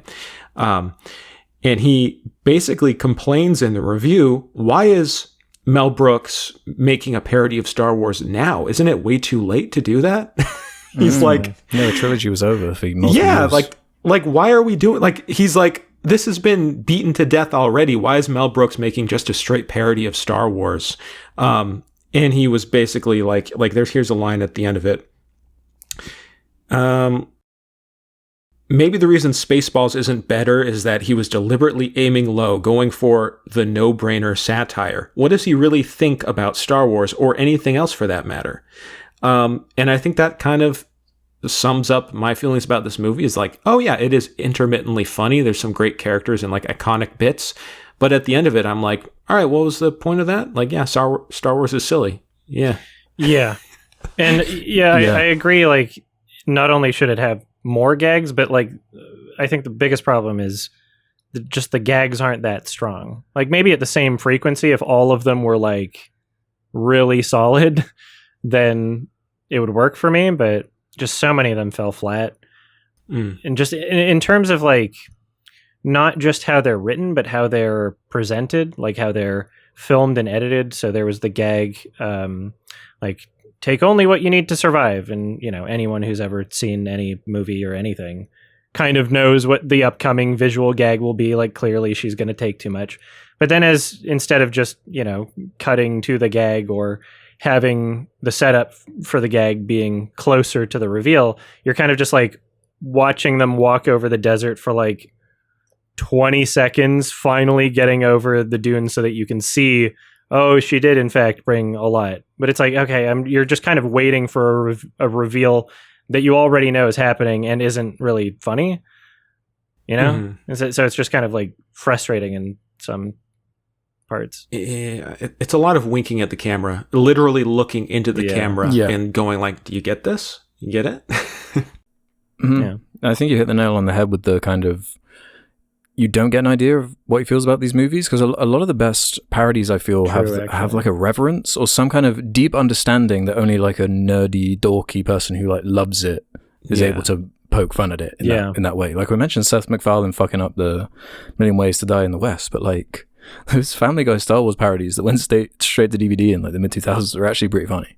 And you could like tell he like really loves it at its core, but was poking at the dumb, stupid stuff about it. Or like the Cornetto trilogy. You know, like they're all parodying these genre films, but they deeply love it and just know the angles to take to like what to prod at, but also making like its own original characters, its own plot, you know, its own energy. Yeah. Whereas, this did feel lazy, you know, like ending on a Planet of the Apes joke and shit like that is kind of lowbrow, just reference stuff, which I don't dig. Yeah. And very, very like obvious gags, like not really original.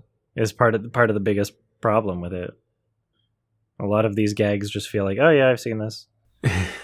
Do you know what I think it is? It's that Mel Brooks, first off, he's still alive. I mean, God bless him. He's a million years old. Yeah. He's over 100. He's so old. Yeah. And even in 1987, he's like an old man. Like he came from like the old days of, television and Sid Caesar. And like, you can tell like, he's making a movie about Star Wars, and that wasn't his thing. He didn't grow up on Star Wars, you know? He was like an adult when that came out, you know, making movies at the same time as Star Wars was being made. So it's kind of like, he doesn't have that reverence that like Seth MacFarlane does when he does Star Wars parodies. He isn't attached to all these tiny little minutia and can really parody it from a place of love and affection. It does feel like, man, Yoda? Isn't that weird? Like, what if he's like yogurt? Let's just call him yogurt. And it's like... Yeah, what if his name is yogurt? Yeah, and it's like, some of the bits in it are good because I think Mel Brooks is just a funny guy and he can come up with good gags. Like, I love... Like, some of my favorite stuff is the self-aware,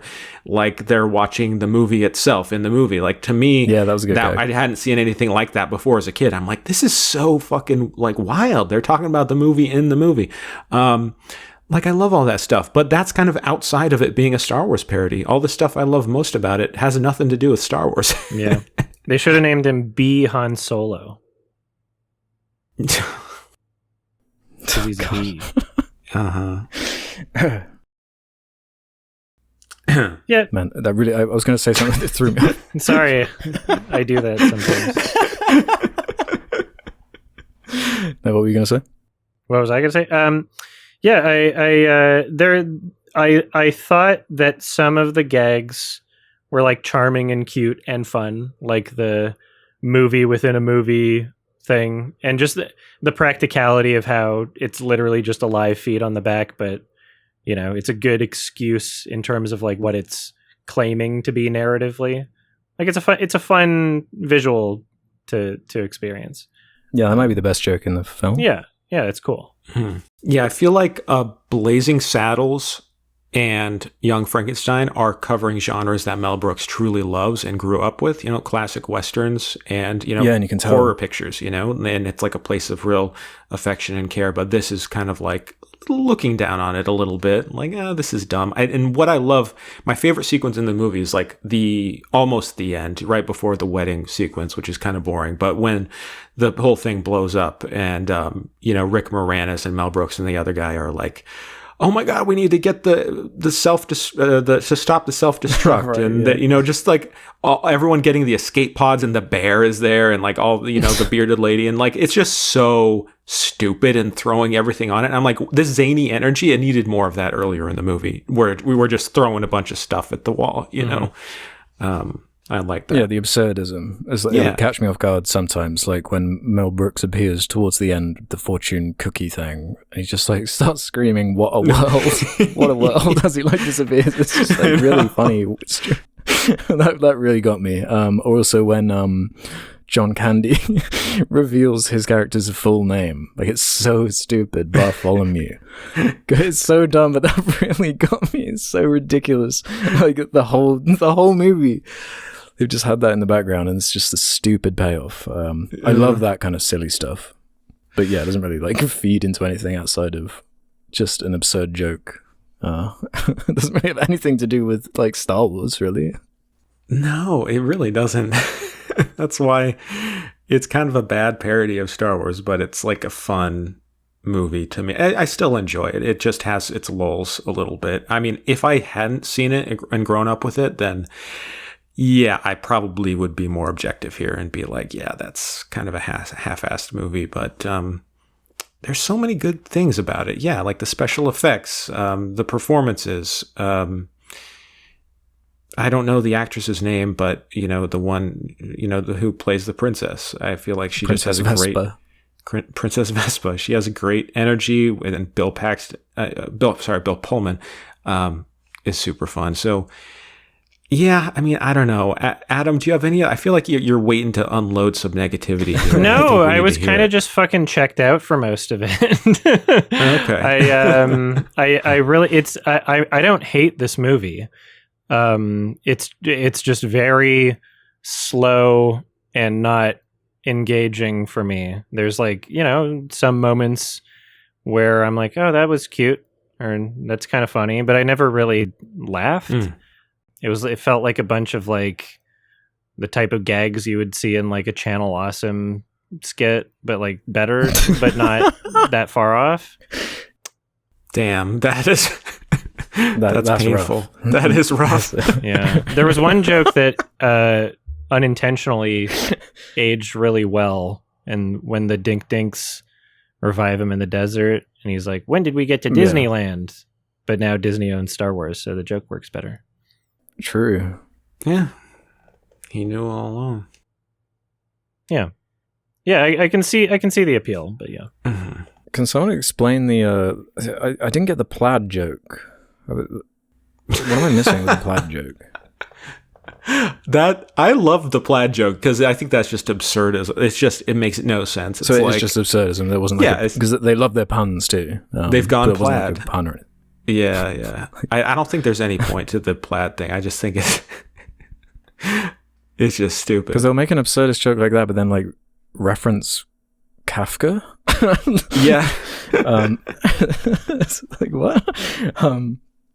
I had to like rewind that part. Like, did he just say that? Yeah. Was there any humor you think like aged badly for a film from '87? I mean. Outside of like the obvious stuff, I mean like more they like doing the cross-dressing thing a couple times. Yeah. It's kind of a lame gag. I like the stunt double. Like, oh, we captured the stunt doubles. Yeah. The stunt double thing was pretty funny. Yeah. Yeah, I probably like this more than Adam. I was laughing out loud a fair few times, but I do agree. It needed to pick up the pace a little bit. There were like boring stretches. Yeah, I also just love Rick Moranis. Like, he's just so fun to see on screen, especially since he's been gone from movies for so long. Like, I just love seeing him. he has the right tone and energy for the role. Yeah, I'm trying to think like what has. I feel like hasn't aged that poorly. I mean, part of what bugged me were things where I'm like, you have John Candy in this movie. Why isn't he doing more funny stuff? Like he's just like the whole bit with him is that he's just called Barf and he's dressed like a dog and he has a tail that like goes under, people's skirts and is like, it's just, it keeps hitting him in the head. Like it's like, come on, we have like do something with John Candy. Like he do more there. Like he's just dressed up like a dog. Like I don't know. It was disappointing, that part. Well, yeah. Any other deep deconstructions of Spaceballs? No. I didn't really have that much. Like it was fine. I just think Blazing Saddles is way funnier and is aged better, even though it's like nearly 10 years older. And the same with Young Frankenstein. Yeah, it's way more like edgy and like shocking to today's ear. I think that's maybe why it works better, because it doesn't feels more like a relic from a previous time. Super like risque and it feels more like you're like. It's beautiful too, like how it looks. Yeah. I mean, this movie looks good. I mean, it has like good effects. And I really love just seeing the miniatures too. Like, damn, they don't make them like they used to. Let me tell you. Mm-hmm. Yeah. 5 out of 10 for me. Oh, well. Yeah, I'm like a little bit higher. I'd be like a low 6, 3-star. I did enjoy it, but yeah, it's nowhere near his best. Yeah, I got to do probably 6 out of 10 as well. It kind of bummed me out how to watch it again after loving it so much, being younger, because I'm like, oh, shit. Reality check. Yeah. Man, but I mean, that's the thing when you like experience comedies when you're young, like all these bits and jokes, they're all fresh to you. It's all like, I've never heard anything like this before. Like, that's crazy. That Alien bit, when I watched this movie, I didn't even know that was from Alien. I was just like, that's weird. Like, why did that happen? That's funny and random. Yeah. And now when I'm watching it, I'm just like, oh, we're just doing Alien. Like, that comes after, like, the emotional, like, a moment in the movie when they should be at their lowest and we should be focused on the plot. It's just like, what if we just do Alien right here? Let's just do that real quick, and then we'll go back to the story. Yeah. And it's like it just doesn't really relate to anything. No, it was just like gag. Yeah. So that's the whole thing of the movie. It just feels kind of like all right, here we go. Here's some jokes and bits, but throw at the wall, see what sticks. Yeah, see what sticks. Yeah, not one of Mel Brooks' best, unfortunately. Cool. Yeah. Questions. Let's do a couple questions then. From the Sardonicast community, head over to the suggestion thread over on the Sardonicast subreddit if you want to leave questions for future episodes. Just like I'm Watching You, 23 did. It's an ominous name. Oftentimes, movies try to make you feel an emotion such as sadness or fear, but it seems like few films try to make the audience feel anger, with the exception of documentaries. What's the angriest you've ever felt while watching a film where the anger was the intended emotion? Or are there any other often neglected emotions you would like to see more films try to elicit? Dear Zachary. Yeah, the documentary's too easy though. Okay. Because Dear Zachary, like a black fish, like it's, man, this injustice Anger. is too much to handle. Yeah. Ooh, I can think about this for a second. I'm thinking maybe like the Battle of Algiers or something. So, more political filmmakers, I think anger is definitely more associated with like, there's a problem, we need to do something about it. I feel like Ken Loach's films probably are. Oh, that's a great answer. Mm-hmm. Right. I don't think I've seen any Ken Loach movies, but I'm aware of his filmmaking. So no, you like gave the best answer, because I was thinking like, I was definitely leaning to like stories that involve some kind of injustice like baked into them, even in like big poppy ways. Like when the tree gets destroyed in Avatar, I'm mad. Yeah, I'm like getting mad. Or I guess I got something for trees, like in the Two Towers when they stumble across all the like burnt trees. It's like that makes me mad, man. I'm there with the ends right now. Leave those trees alone. I think anger is an underrated emotion in storytelling, I think. Like when you can get the audience like pissed off about something the character's doing, you're doing something really good, storytelling wise. So how about Thomas Vinterberg's The Hunt 2012? Oh, that's a great answer. I haven't seen that one. Yeah. Oh, it's great. Yeah. Again, like an injustice, something undeserved to like a character or situation Yeah. that seems to bring out that emotion the strongest. You just get mad at people being assholes or irrational. Like Rooney Mara and Her. Like, damn, you're being so mean. Yeah. I'm angry. There's probably so many good ones, that we're not thinking of, but yeah. No, but I got to steal your answer. I feel like Lurch is actually the one. Vince is depressed, has one for us. Since you guys are reviewing a parody, what current properties deserve to be parodied? I could do like a Jurassic World one, maybe. Sure. Or just like Disney as a whole, like just whatever Disney is. You could probably parody that somehow. The problem is when I think about doing like a parody of Disney films, I'm just picturing like a Daily Wire original. Yeah, same. Yeah. Like, when are we going to get Brett Cooper's Snow White? Did they fucking abandon that project? Those fucking pussies teased us Those cowards. and never delivered. She's not even working for them anymore. Mm-hmm. Damn. Do That's GoFundMe amazing. for that, yeah. Yeah. There are things, but I feel like that's the problem is like it's all made fun of like online and social media, like YouTube, like there's just different outlets for that kind of thing that to do a big budget version, like I don't know if people are going to go out and see that when you can watch someone on TikTok make fun of Snow White for free. I don't know. Yeah, you're right.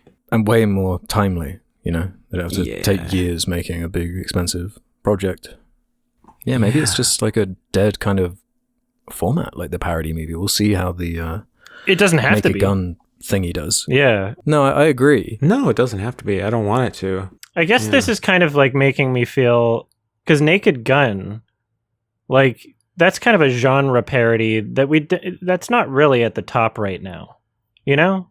Whereas like when it came out, there were a lot of films within that genre it was parodying that were like really popular. But right now it kind of seems like, oh, this is a Naked Gun sequel because you like Naked Gun, not this is parodying, you know, police, detective, procedural, whatever type movies. So I guess in that sense, like I would like to see a parody of something reflective of cultural conversations. So like Scary Movie was a parody of a lot of popular horror movies at the time. And I guess that even though, you know, horror movies might not be as like culturally, I don't know if homogenous is the right word. Like the movies that people talk about that are horror movies, like you don't really get everybody talking about the same ones outside of some examples, but I still think that you could do that type of film and have it be a good movie. Whether or not it's successful, I don't know. But like, I would like to see someone just do a general parody of like A24 horror movies, because that's kind of like the horror crowd horror movie now. You know, like just throw in some Hereditary, do a scary movie and parody Hereditary and just Midsummer and all that shit. You know. I don't know. Could work. Maybe not. Maybe it'll be shit. The quote-unquote elevated horror trends. Yeah. Aren't they making another Scary Movie or something? I don't know. I think the Wayans brothers I are just back. kind of assume it at this point. If there's an IP, I just assume that there's like a... If more than like 3 people know it, there's going to be some project being made to do with it. Yeah. I wonder if also part of the issue is that, and you know, you brought up Nostalgia Critic and Channel Awesome and stuff. I wonder if parody, like doing just like a Scary Movie type parody of a movie, it feels like kind of an easy way to make fun of something, you know, like let's just do the same thing but silly. And I think a lot of like really bad comedians have done it really poorly for many years online, like Channel Awesome, you know. And it's like maybe that's just kind of like a dying thing. Like when you said Channel Awesome in relation to Spaceballs, it sent a shiver through my body, because I was like, me. I was like, fuck, yeah, oh my God, yeah. I'm sure he loves Mel Brooks. And it's like, can we do these things in a classy way again? I don't know. Yeah, it's not that anything's inherently wrong with the genre. It's that people use the genre as an excuse to not try. That's the biggest fucking problem. Is they think that inherently doing what you described, just same thing but silly, as if that is a placeholder for actual writing, like effort in setups and payoffs and clever jokes or, you know, character, right? Like the best parody movies, they put an extra effort in, right? Black Dynamite, incredible movie. They stand out as films, too. Yeah. Like they care about the filmmaking side of it. Yeah, Instead of just like riffing. The best parody movies are like still great movies, even if you haven't seen what they're parodying. Like, sure, that adds to it. That can add to it, and it should. But, you know, your film shouldn't be dependent on an existing experience of another movie, necessarily. Yeah, that's what's so great about like the Cornetto trilogy. Like, growing up on those, I have way more reverence for those movies than what they were inspired by, probably. Which is cool because watching like Shaun of the Dead as a kid, I was like disturbed by when like a character's like torn in half and stuff, but it's still like an effective comedy, knows what it is, works within the genre. Yeah, you're like adding to it. You're not just tearing it down and mocking it. I would enjoy like a really skilled filmmaker do a parody of Dune and like Villeneuve and Christopher Nolan style. And Christopher Nolan would be ripe for parody. Oh, Nolan's a good pick. Yeah. Yeah, I feel like there's a lot there, but it would have to be, again, from a place of like love and do like a really high quality job. I don't know. I don't know if we'll ever see that. Because then you could also just do Dune and just call it like Doon and then have like a guy get slapped in the face. Call it Goon. There you go. Goon in the Dune font. That would be perfect. Yeah, you can't really do a Christopher Nolan parody because we just got Tenet, which was a Christopher Nolan parody. I love Tenet. Do you agree that it's essentially a parody of himself, though? I think it's him doing himself. He's doing himself. Yeah. There you go. Yeah. You know, there's still so many movies that do pierce through the culture. It's just a lot of what we've seen in the past like couple decades. It takes a bit of time. Like it might not be as instantaneous for things to be recognized in that way. So I wouldn't mind seeing like a parody film that tackles things that don't necessarily have to be from the past decade, right? You could do a parody film that has elements of like Quentin Tarantino, elements of any other film that people consider to be culturally relevant, that, you know, the audience would still understand what's being parodied, especially anybody that likes movies as an art form. Yeah, I think that is possible. It's just somebody has to actually care or somebody who cares has to be given money, basically. Yeah, because I'm thinking like, what is the best comedy, not parody, that I've even seen recently? And honestly, like the Phoenician Scheme is probably the funniest, cleverest like comedy I've seen, but it goes into what we were saying. It's like a expertly made film, you know? Maybe some more like offbeat stuff, like A Different Man has like kind of absurdist comedy, but like it's not the same as like a scary movie or whatever. You could do a John Wick parody. Oh, that would be good. That would be good. Yeah. I could see that. Yeah.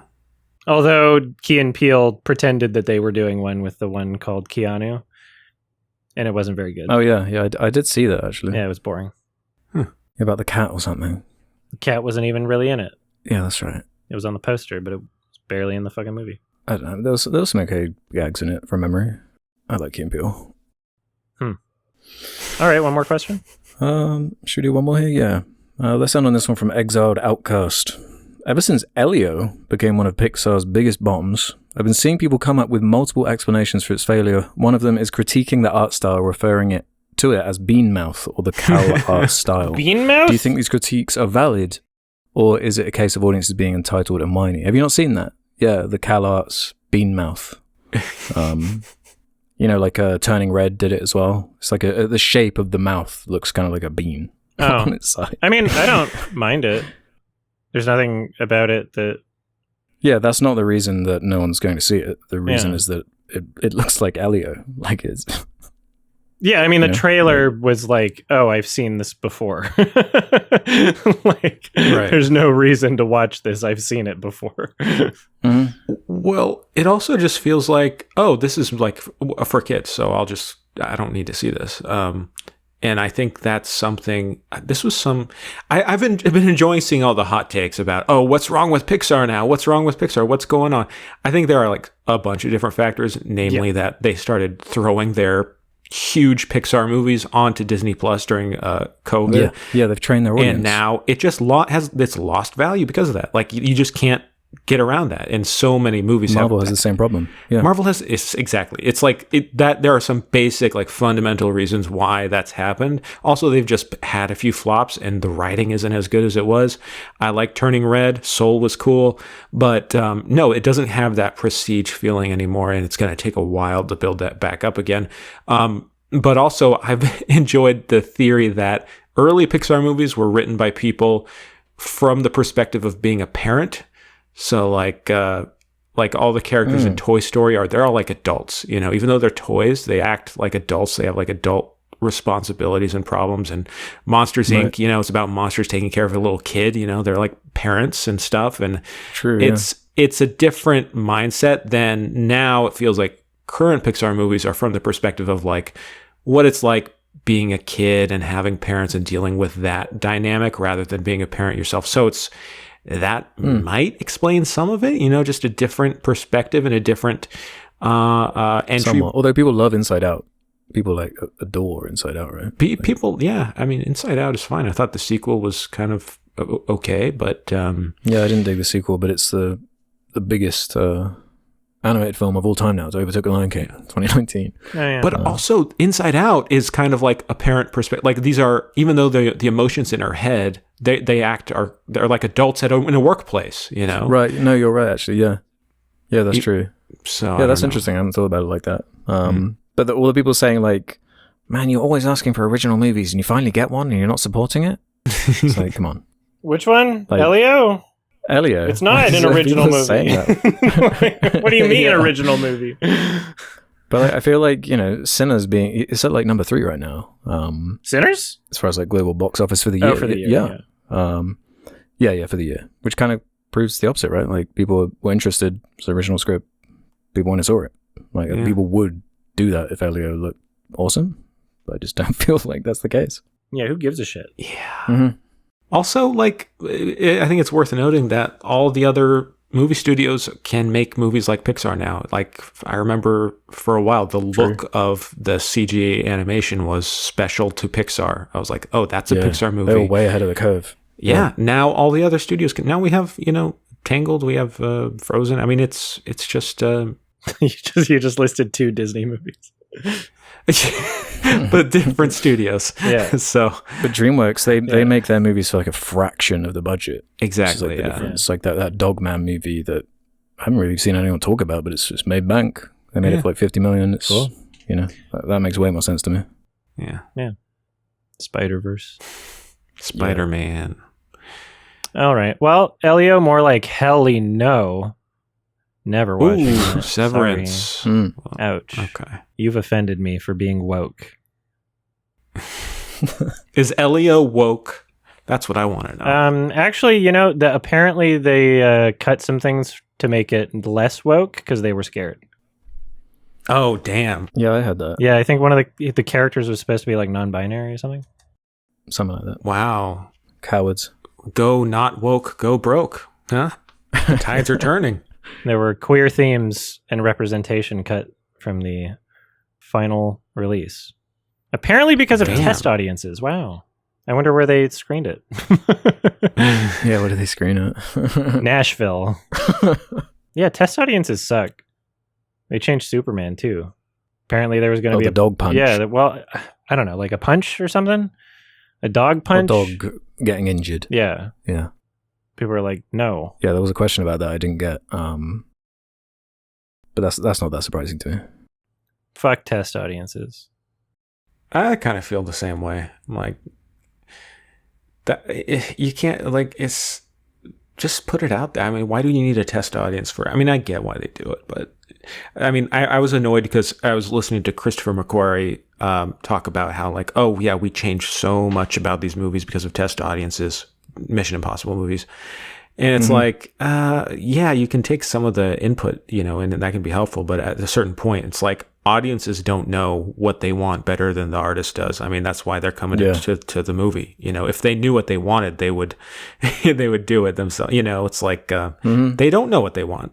Yeah. And also, art should be about what you're trying to express, not how, you know, is this going to appeal to the widest demographic? Like, okay.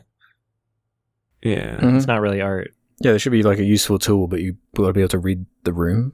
Like, it should be like, is this reading the way I've put it together? Like, right. Is this emotion hitting the way I want it to? Instead of like, is this just the broadest? Am I making the broadest amount of people happy? Yeah. Like, story aside. Am I having the least amount of people being angry about one part of the movie? Yeah, at least not have friction. Yeah. All right. Thanks for questions. Yeah. Nice. I think we did it. It's my turn. All right. Whose rec is it? Is it yours? It's me. Mm-hmm. What have you got for us? I would like to do a double feature if everyone's chill with that. Oh, double trouble. Okay. Okay. Do it.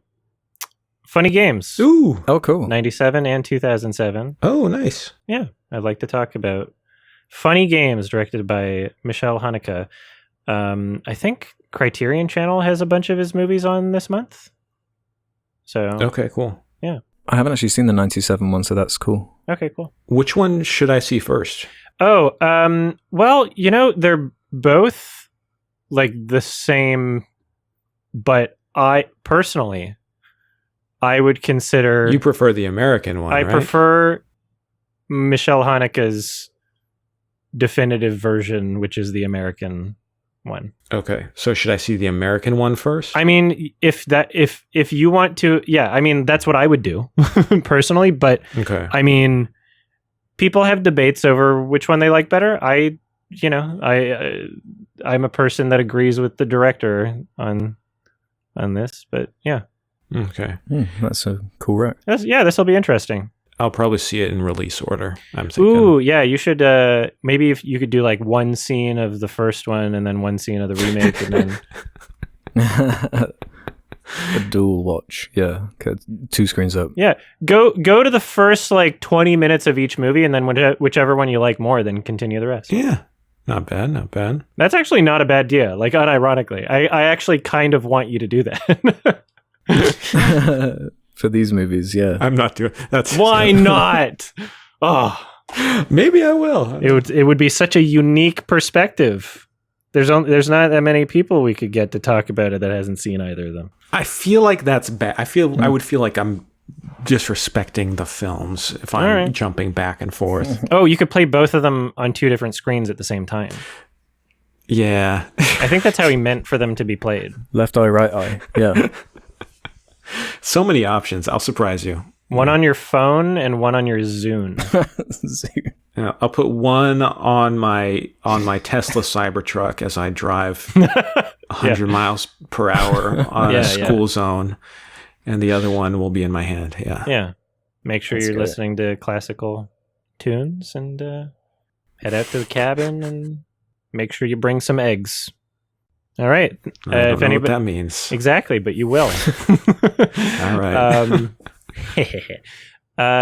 Yeah, don't want to be spoiled for this movie. Watch it before the next episode comes out. These episodes come out every 2 weeks. You can listen to them early. Go to sardonicast.com. Sign up for premium. It's only a few bucks a month. You get to support the show. Also, patreon.com/sardonicast. And you can also click the member button on the YouTube thing below. And for anybody that's complaining that you can't listen to the podcast in the background because YouTube doesn't like members-only versions doing that, there's also an unlisted video link that you can also listen to that is posted in the community tab section whenever the members version is published. So just, click the extra button. You'll be able to listen to that with your phone screen turned off or whatever. I don't know why YouTube does that, but we have a workaround. Yeah, super weird. And they're also ad-free. You hate ads? Mm-hmm. I love ads. They're ad-free. Oh, Cool. We also have a Sardonicast highlights channel. Check that out. Subscribe. Awesome. Thank you for joining. And keep it funny game. Mm-hmm. Happy funny game. Have a funny Keep those game. games funny. Keep them games funny, San Diego. Keep it funny, We'll man. see you. Have a Superman. Yes. Okay. All right. Bye. Thank you. Bye. Bye.